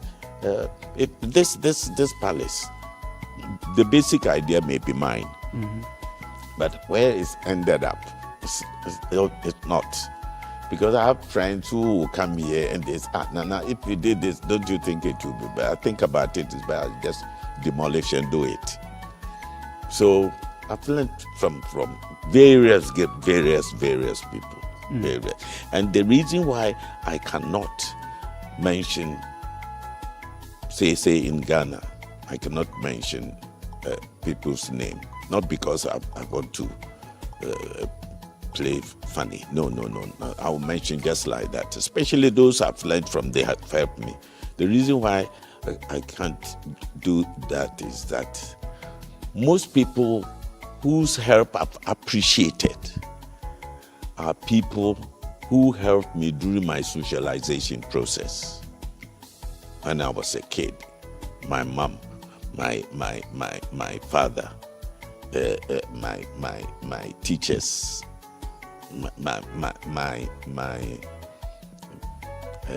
my head teacher, and people like that, they have impacted my life. When I grew up, I went to England when I was fairly young. So those who perhaps I can mention are those that I met. No, I didn't meet, those that I read about. But in Ghana, I've had plenty of help. The normal, nothing spectacular. Now, Kushia is perhaps one of the towns I have seen as many statues as we have in Ghana. A lot of statues. Why do you have so many statues? And right in front of this palace, there are a number of, will I call them totems? Yes. There. Tell us the significance of all of these. Statues. Have you seen my statues? No, Since I you've been haven't. here, I don't have. No, I haven't. Yeah, because it is not relevant. The totems, as you see, it's part of the design for the palace to show what Africa can do and to tell the story of how deep our philosophers, our ancestors, when they give you a creature, when they tell you that they give you a proverb, that there's a creature who has one head and two heads and one stomach. And yet when you put meat there for them to eat, they fight over it. I don't know of any country that has produced philosophers that have reasoned that way. So that is why I'm demonstrating, I'm exhibiting the primitive intellectual capacity of my ancestors. You have a crocodile pond just right outside your palace. Why are you keeping crocodiles? Because when I came from England, I had never seen a crocodile before, and I wanted to see crocodiles. I think this may have come from conversation, and I was told that I had to go to Paga. And clearly that was nonsense. I've been to secondary school, first year biology. I have to go to Paga before I see crocodile. So I got excavators, I dug a hole, put water inside, and went and got some fingerlings of crocodiles, put them there, and that's where they are. Just to show, please, sometimes Ghanaians will make you a hero when you don't deserve it. This is nothing. Aquatic habitat, you didn't do that secondary form 1. Then why are you traveling all the way? I'm not saying you shouldn't go to Paga by all means. If I get the opportunity, I will go to Paga too. I'll go anywhere in Ghana for that matter. But we can create a lot in our space. That's what I'm trying to prove. Now there's a grave that's you call the grave of the Is it unknown slaves? The tomb of the unknown slave. Tomb. What's the story around that? I have a very good historian. His name is Nkrumah, a brilliant historian.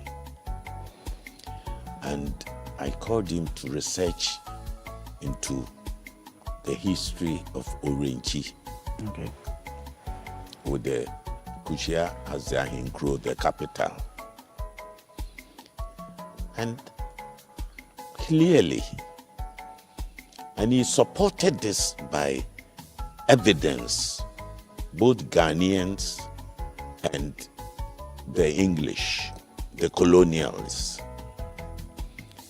And it was that the slaves going to the south, being taken to the south. Remember, there were no roads, no highways, nothing. They walked through the bush.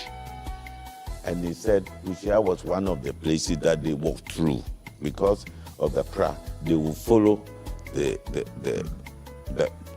banks of Pra, okay, which is going down the coast. So a lot passed through here. And as soon as I said that, I said, wow. Then I can use also the slave story in Kushia. Because clearly, a lot did pass through here. And I said to myself, what can I do to use this also to enhance my tourism program? So I was thinking about it. Then I remembered the tomb of the unknown soldier. If you go to European countries in the capital, you will see a statue of the tomb of the unknown soldier. When the general dies, they will give a statue of the general, his face, everything. He was born this, but the ordinary soldier, nobody did that for the ordinary soldier. They just represent them by a tomb of the unknown soldier who died to save this country. So I said, then I'll do the tomb of the unknown slave. Which is a beautiful tomb. Thank you. And to immortalize them and show respect and empathy. Try and put yourself in their space and see how they suffered for this country. I want the kids to see this. And they will ask questions and you will tell them, this gentleman very likely traveled about 300, 400 kilometers. Yeah. By the time he got here, was so weak, he died. I've given it a name, so that the youth will feel the ills of slavery. That is why any custom, tradition that has a slave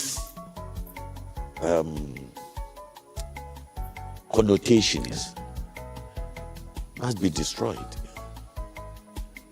Bob Marley said, emancipate yourself from mental slavery. It is still there. And we ourselves, we use that. When people get positions, they use that to suppress. They use that to enslave. We haven't emancipated ourselves from mental slavery yet. So we use it every day. If you see a headmistress, when she appears, even teachers run away. If you see managing director, he goes in the lift, nobody can go into the same lift.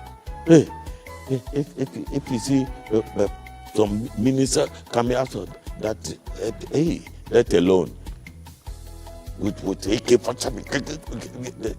Now, this may not be necessary. The Kushia story is a beautiful one, I mean, without a doubt. And if anyone was coming here, what would you want to tell them?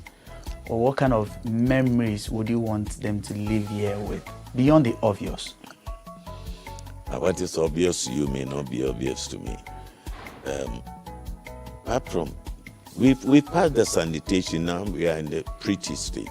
I want Kushia to be the prettiest. Yes. The neatest and the prettiest. You saw the flowers, the yellow flowers, and, and I had these flowers there. When they were doing the road, they just destroyed them because they expanded the width of the road. And so I just want the person, I have a signboard, leave Kushia as you found it. I want the person to have a mentality that is going to replicate that in his own village, town, hamlet, whatever. That's what I want. Ehunabubrim, Nana Pra, Ejensem, the set. Thank you very much for speaking with us. Lengthy conversation. I have learned a lot from. Yeah, I know I've stolen a number of things I want to replicate in my house one day. And we are grateful for the opportunity. It's such a great honor. Thank you once again. Thank you. Thank you for coming. So that's been our guest, Nana Pra Jensem, the Sit, traditional paramount chief of the Orenchi traditional area. Thank you all for joining us on this episode of People and Places from Asin Kushia here in the Central Region. Until another time, be kind to one another. My name is Eche Atisu.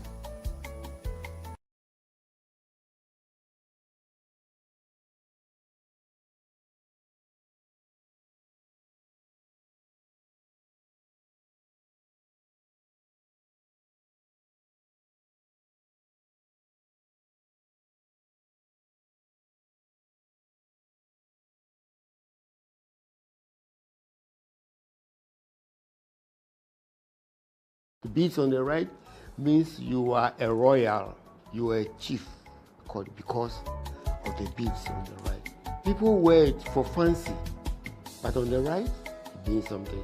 Fancy must be on the left. On the left.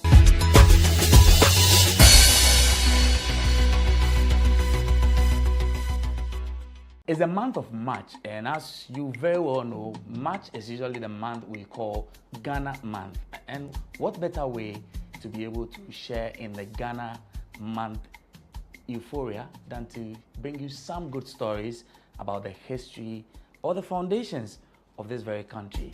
My name is Eche Atisu. Welcome to this Ghana Month series here on GhanaWeb TV.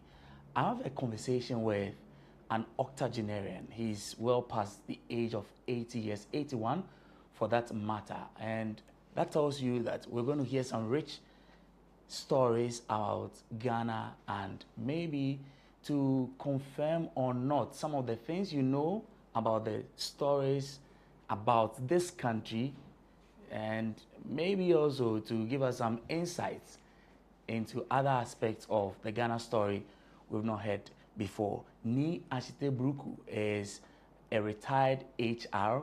He's also an elder of the Stool of Teshi. My guest is the 81-year-old Ni Ashite Bruku. Daddy, how are you today? I'm fine. I'm fine. Better than other people's lot. We thank God. You look really, I should say you look really good at 81. I try to make myself look smart and sharp. Maybe I'd come to you for some little tips as to how to look a pleasure. good. It's a joy to live long. Yes, and we're here to have a conversation with you. I know it's Ghana Month. I want to hear some stories. Your side of the story of Ghana that we've not perhaps maybe heard in the media, and I want us to begin from there. I want to start first of all. I see you have some beads on your hands. I am wearing beads as well. I don't know if I'm wearing the right beads. Would you want to give us some insight into, because you are a traditional person, you are from the Stool of Teshi. Yes. Would you help us, first of all, some education on things like this that represent our Ghanaianness? Quite a pleasure. I recall that several years back, I attended a program at the University of Ghana, and I saw a young man wearing 3 beads on the right wrist. Then I called him and said, young man, how can you be wearing 3 beads on your right wrist. Do you understand what it means? Say, oh no. But he's trying to connect with his ancestors. Okay. Trying to connect with his ancestors. As soon as he said that, he said, it's all right. If you're trying to connect with your ancestors, then let's leave it there. Go ahead. He begged me if he could remove it. I said, no. Once you are connecting with your ancestors, I understand a lot of things, many things. So there's a very strong, deep meaning to the statement he made. So I let him. Yeah. But you don't wear them for nothing. To wear the wreath on the right, the beads on the right, means you are a royal. Okay. You are a chief. You are a Jasehini.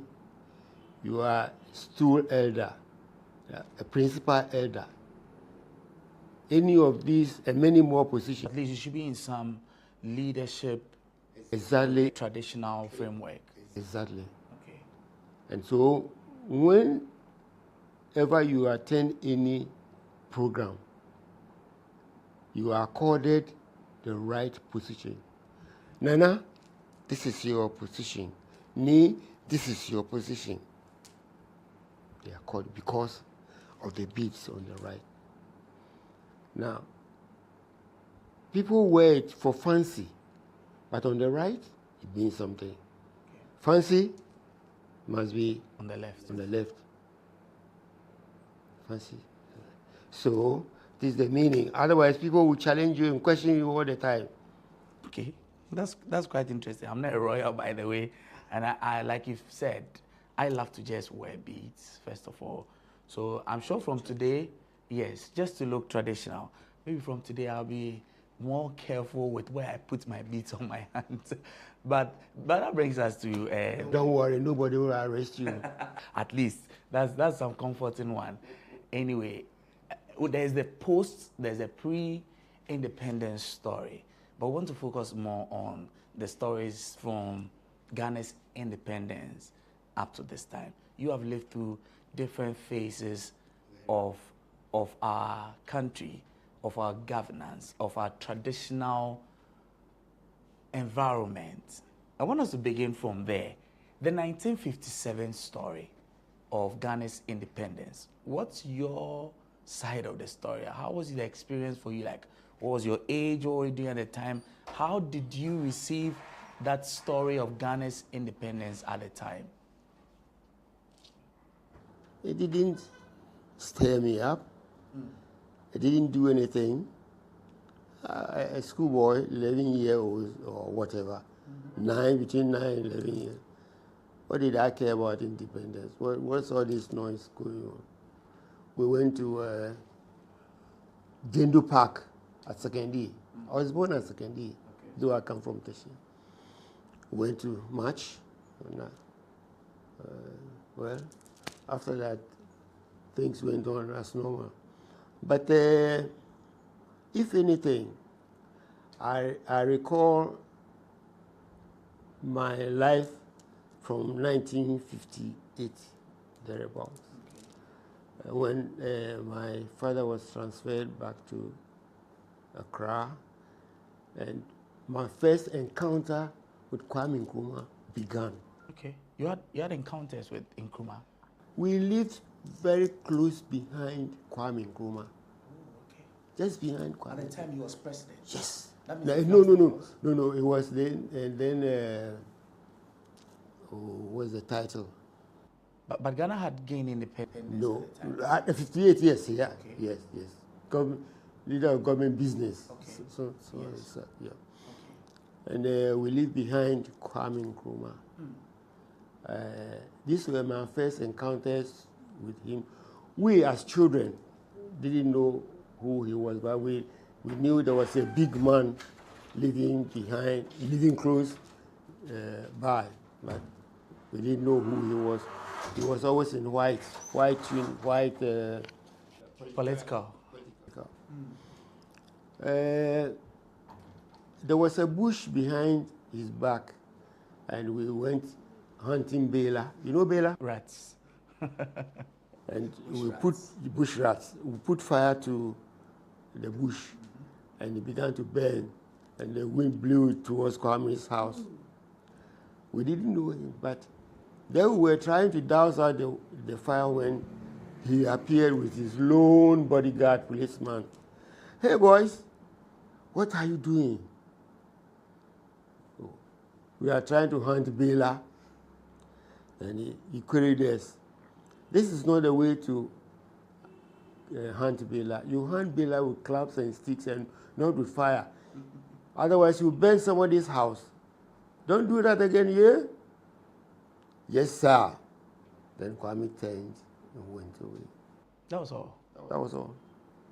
We were children, about 10 years old. So. Then, having burnt the place, we turned into a football park and began to play ball there. And when the ball flies into Kwame's house, we would climb the wall into his house. Hey, boys, are you armed robbers? Are you armed robbers? No, sir. Then don't climb my wall again. If your ball flies into the house, go. Yes, use the gate. That was Kwame Nkrumah. We didn't know him, but the man loved children. There was a mango tree in his house, the middle of the house. We would climb the wall and go. He would warn us. Don't be called thieves. Don't be called thieves. Go to the front gate, ask the policeman, and he will let you in. But this, for the lighter side of it. You said he had a lone bodyguard. That's all. He didn't have any more than that. That's all. A lone policeman. This must be, at the time, I could say he was a head of state.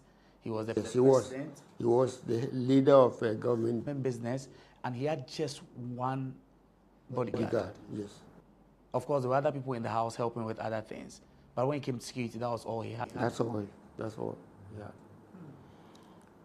Then one evening, at bedtime, we heard a loud noise.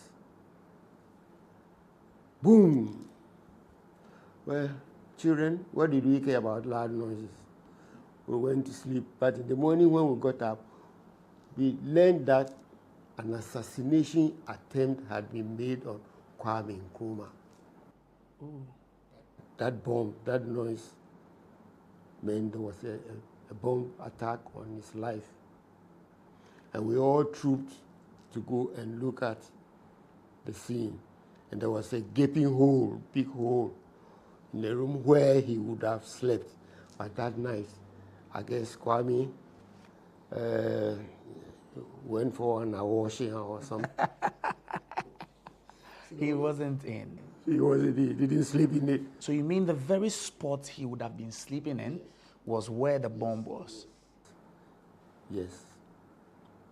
So, well, life went on as usual. But after that, things changed. After with security and everything. We didn't see our famous man again until much, much later. My father's job sent him round. What job did your father do? Broadcasting. Okay. He was responsible for the establishment of relay stations all over the country. So we were on the move every 2 years. And so we moved on. But we came back again. When we didn't see Kwame Nkrumah, he had then been sent to the Flagstaff House. The Flagstaff House had been built for him. Okay. So we went round, and came back again. This time, we lived at Kanda. That's also just behind? Yes, Kwame Nkrumah, also behind Kwame Nkrumah. It was as if your life was linked. Okay. The earlier place was where? Where was that? Accra New Town. Okay, that was the first place. And that house he lived in, Kwame Nkrumah's first house, is still there. And if Ghanaians were some people who remember their heroes, they would have turned, or they should have turned that house into a museum. I think maybe we should go look for that place. Is there? Is there? A brick house, red brick house. Is there? No. They should have turned the place into a museum by now. But we have no regard and respect and honor for our heroes. No, not Ghana. It's not worth dying for Ghana. You think that we've not done enough for perhaps for someone like Nkrumah in cementing his heritage and all that he stood for? Should that have been an addition to the several things, or is it that we've not done enough? Brother, I laugh, I smile, because I don't know what words to use to answer your question. But it's a pain, the dishonor we have done Kwame Nkrumah. It's a pain. Those of us who saw him and benefited from his largesse. But let me continue with that story. So now you are in Kanda. Nkrumah is at the Flagstaff House. You are still very close. Very close. One Saturday morning, if you know Kanda very well, Flagstaff House separated the bungalows from residential. No. Oh. So there's Kanda, which is behind the Flagstaff House. Then the main road. Okay. The Flagstaff House. And this place where they used to have Air Force pilots, yes. Oh. Air Force pilots. Okay. The French embassy. Yes. The French embassy. Just opposite TV3. Yes. All that area had Air Force pilots' residence. And I had a classmate whose brother, senior brother, was an Air Force pilot. One Saturday morning, I had come out of our place, Kanda, to go to my friend. I'll pass Flagstaff House and then go to the Air Force pilot's residence. My classmate's senior brother was an Air Force pilot. And just as we got there, he asked us to go and call the daughter who had gone to see a procession of CPP faithfuls in the procession to the Flagstaff House. Just as we got to the street or roadside to call the girl, a bomb exploded. That's the second time. A bomb exploded. And you can guess what happened afterwards. These are my little encounters with Kwame Nkrumah. Did you eventually get to meet him again after the Newtown times? Did you meet him? For a while, we went to his house to pluck mangoes and so on and so on. So when he moved to the Flagstaff House, that was it. You never got to at all counter him again. At all. But of course, you lived through his time until '66 when the coup happened. All right, I want us to hold it for a bit. When we return from the break, we'll get into more of the stories of Ghana's history. We've heard a little about the Kwame Nkrumah bit until the 60s, early 60s. We'll catch on from there right after this break. Don't go anywhere.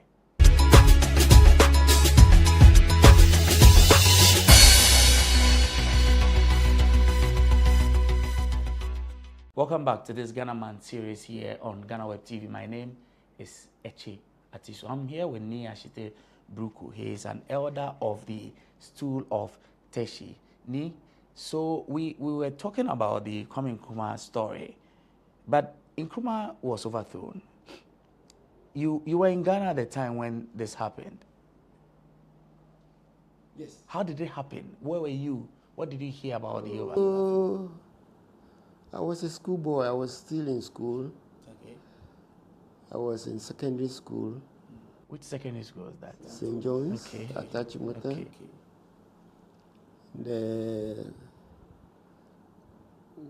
What happened was unbelievable. What happened was unbelievable. But let me say that, young as I was, or we were, we doubted what could have prompted an overthrow. However, when we began to grow up and became more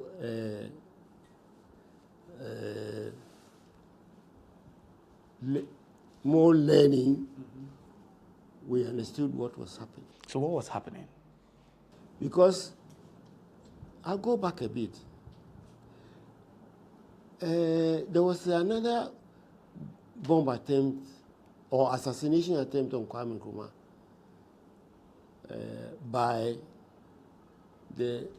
a plot, we're told, by R.R. Ramponsan. Yeah. You know R.R. Ramponsan? Yes. And Benjamin White, and one other chap whose name always escapes me. All these attempts were made on Kwame Nkrumah. And there was an assassination attempt on him when he was flying to India. It was after his trip to India that the PDA, the Preventive Detention Act, came into. You asked the question, how the coup. I'll tell you a story. There's a lady who was the daughter of the ambassador of Liberia to Ghana. Something Miata Fambule. That was her name? That was the lady's name, the daughter of the ambassador to Miata Fambule. According to her, when the coup happened, and they, Liberians, were crying, Ghanaians were jubilating. Do you understand that? It was the value of the person Nkrumah was that was lost on us? Yes. Miata Fambule said, whilst the Liberians were crying, Ghanaians were jubilating. Ghanaians were jubilating. Which is the stories we've heard about how people went onto the streets, were jubilating, were pulling down statues, were destroying things. That was the same experience you saw? Yes, and worse. And worse. Kwame Nkrumah's followers were arrested. When they cried that there was Preventive Detention Act, that Kwame Nkrumah arrested people, I'll come to that, arrested people left and right. They, when they took power, didn't only arrest left, right, they added center to it. They arrested left, right, center, front, and back. It was all over. So it's all over. So, one of the things that we at the time didn't understand was some of the books he wrote, Dark Days in Ghana. Today, they are being manifested. True manifestations. Dark Days in Ghana. It's in one of my write-ups. Unfortunately, there's no time to talk about it. But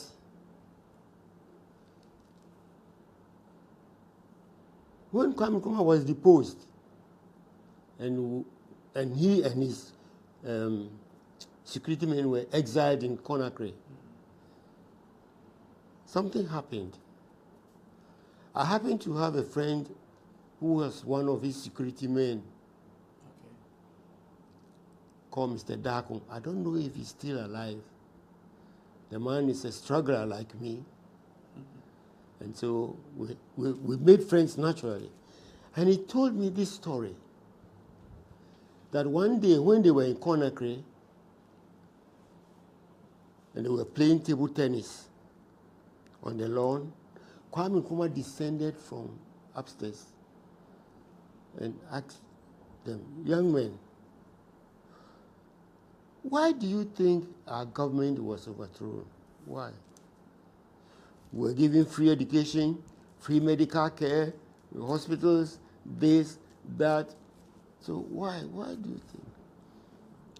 Then the security man answered that, Kwame, Master, they said you were arresting people left, right, and center, and you were giving some of the people, throwing some of the people to your lions in the zoo, in your zoo. Then Kwame said, my friend said, Kwame laughed. And what did Kwame do? He opened his shirt and opened his shirt, removed his shirt, and turned his back to them. To them. What did you expect to see? Lacerations and scars from bomb attacks on his life, on his Kwame Nkrumah's life. For what? Because he's providing free education, free medical care, hospital roads. Well. Then my friend said, Kwame asked them, you guys here, you tell me, which one of you will give testimonials, will give a bouquet of flowers to a bomb thrower when you send your child to school and your child comes back home with one arm off, one leg off, then say, oh, Mr. Bomb Thrower, congratulations, you maimed my child. You made my child handicapped. Thank you. Then you give the bouquet to the bomb thrower. Will you do that? According to my friend, they couldn't answer the question. They bowed their heads. Kwame also bowed down his head, and he climbed up. That means Nkrumah must have been reflecting on a lot of the things that happened to have come down to ask them those questions. Yes, because we went to school free. What was the experience like, especially after Nkrumah was overthrown? Did you still have free things? It was Buzia, I remember, who cancelled free education, who cancelled meals and whatnot at the university. Go and ask those of my age, my peers. You go to school, you go to the cafeteria, the canteen. You just serve food. Yes. You have what we call appetizers, then the main meal, then dessert. Meanwhile, today there's schools that are on the brink of closure because food is not even available. The situation was way better then.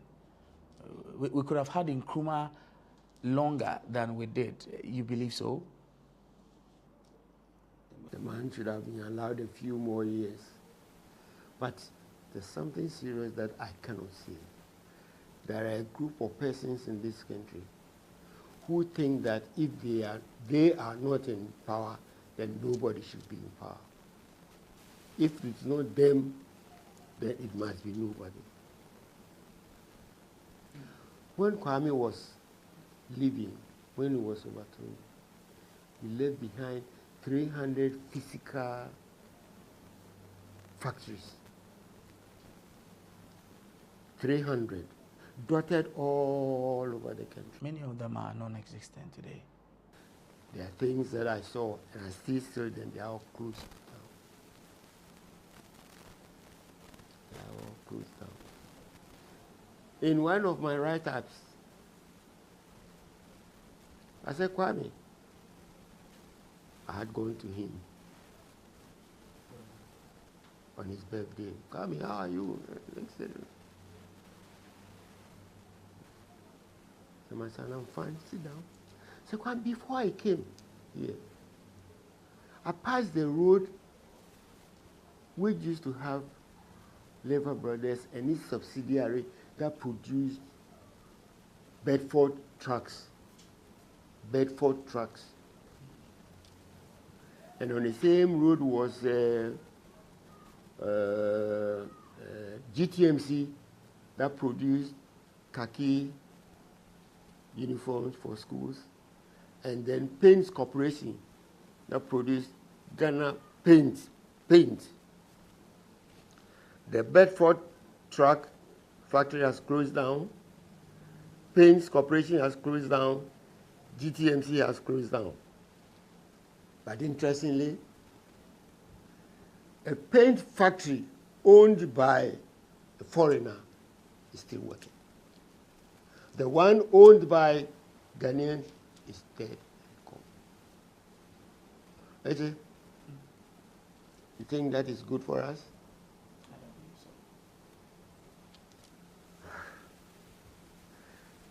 so. You are going to be the beneficiaries of all that happened in 1966, and you are seriously reaping it. I have about 10 more years to live and knock off. Many people say that Nkrumah was a visionary. There were things he did that no other leader actually had the foresight for, the kinds of things he did. Are there any such examples that you recollect of things that he instituted or worked on that today are the bedrocks of every other thing that we have? Maybe certain sectors. Maybe let's start from an area like health. That's good. That was what I was going to talk about. Okay. But before then, let's share this story. My parents settled here in Tema, 1958. And one was not allowed to rear even a fowl. A fowl. You were not allowed to rear a fowl. In these areas? In Tema. In Tema. That's interesting. Today, there are cows roaming the streets of Tema. Very normal. Normal? Very normal these days. Ah, okay. I understand you. The Tema, which Kwame Nkrumah used to boast of. Queen Elizabeth, when he visited Ghana after independence, was brought to Tema. President Broz Tito of Yugoslavia was brought to Tema to come and see that the African is also capable of doing what the white man can do. Tema was a beauty. Tema was a beauty. Today, cows are roaming the streets of Tema morning, noon, and night. What's the story about the health sector you wanted to share with us? Nkrumah's initiatives, his groundbreaking achievements in that area. This story I heard from the late Kojo Boatio, the former health education minister okay. of Kwame Nkrumah. I heard it live. Boatio was your friend? No. Boatio couldn't have been my friend. Boatio. So it was something you heard in the media? Yes, okay. Yes. All right. But it's interesting. I'm talking about something that happened in the 1970s or so. That Boatio was interviewed and said on television that according to him, one day Kwame Nkrumah called him and said, Kojo, I want a medical school established. A medical school? Master, we don't. He became a stammerer at once. Master, we don't have anything. We don't have schools. We don't have lecture halls. We don't have lecturers. We don't have professors. We don't have anything. Then Kojo Boatio said, Kwame Nkrumah responded, I don't care, Kojo. Kojo, I don't care. I don't care if you have to start under a mango tree. I, Kwame Nkrumah, I say I want a medical school. And there we are. More than one medical school at Kolebu. So he added, go and tell Professor Ismon. Go and tell, you know Professor at the University of Ghana. Yes. Who was dean? The dean of the medical school. Go and tell Professor Ismon, I, Kwame Nkrumah, I say I want a medical school. And then we are many more than one medical school. This is a visionary. This is a visionary. Someone who leads far. Look, there are certain things we can't say easily. but the man was ahead of his time. And for some of us who have some spiritual whatever, we understand him. He was far ahead of us. Nkrumah is only one aspect of the whole Ghana history and Ghana story. And I want us to bring this part of this Ghana Man series to a pause. And then the next time we return, we would talk more about all the other leaders that have come along the way. So my guest is Ni Ashit Bruku. He's an elder of the Stool of Teshi. He's a retired HR person, someone who had some really close encounters with Kwame Nkrumah, lived through the years that Ghana has been independent till now. But that's it for this first part. When we return for the next part, we'll go more into the other stories of some of the other leaders that have led this country. My name once again is Echi Atiso, and this has been a Ghana Man series.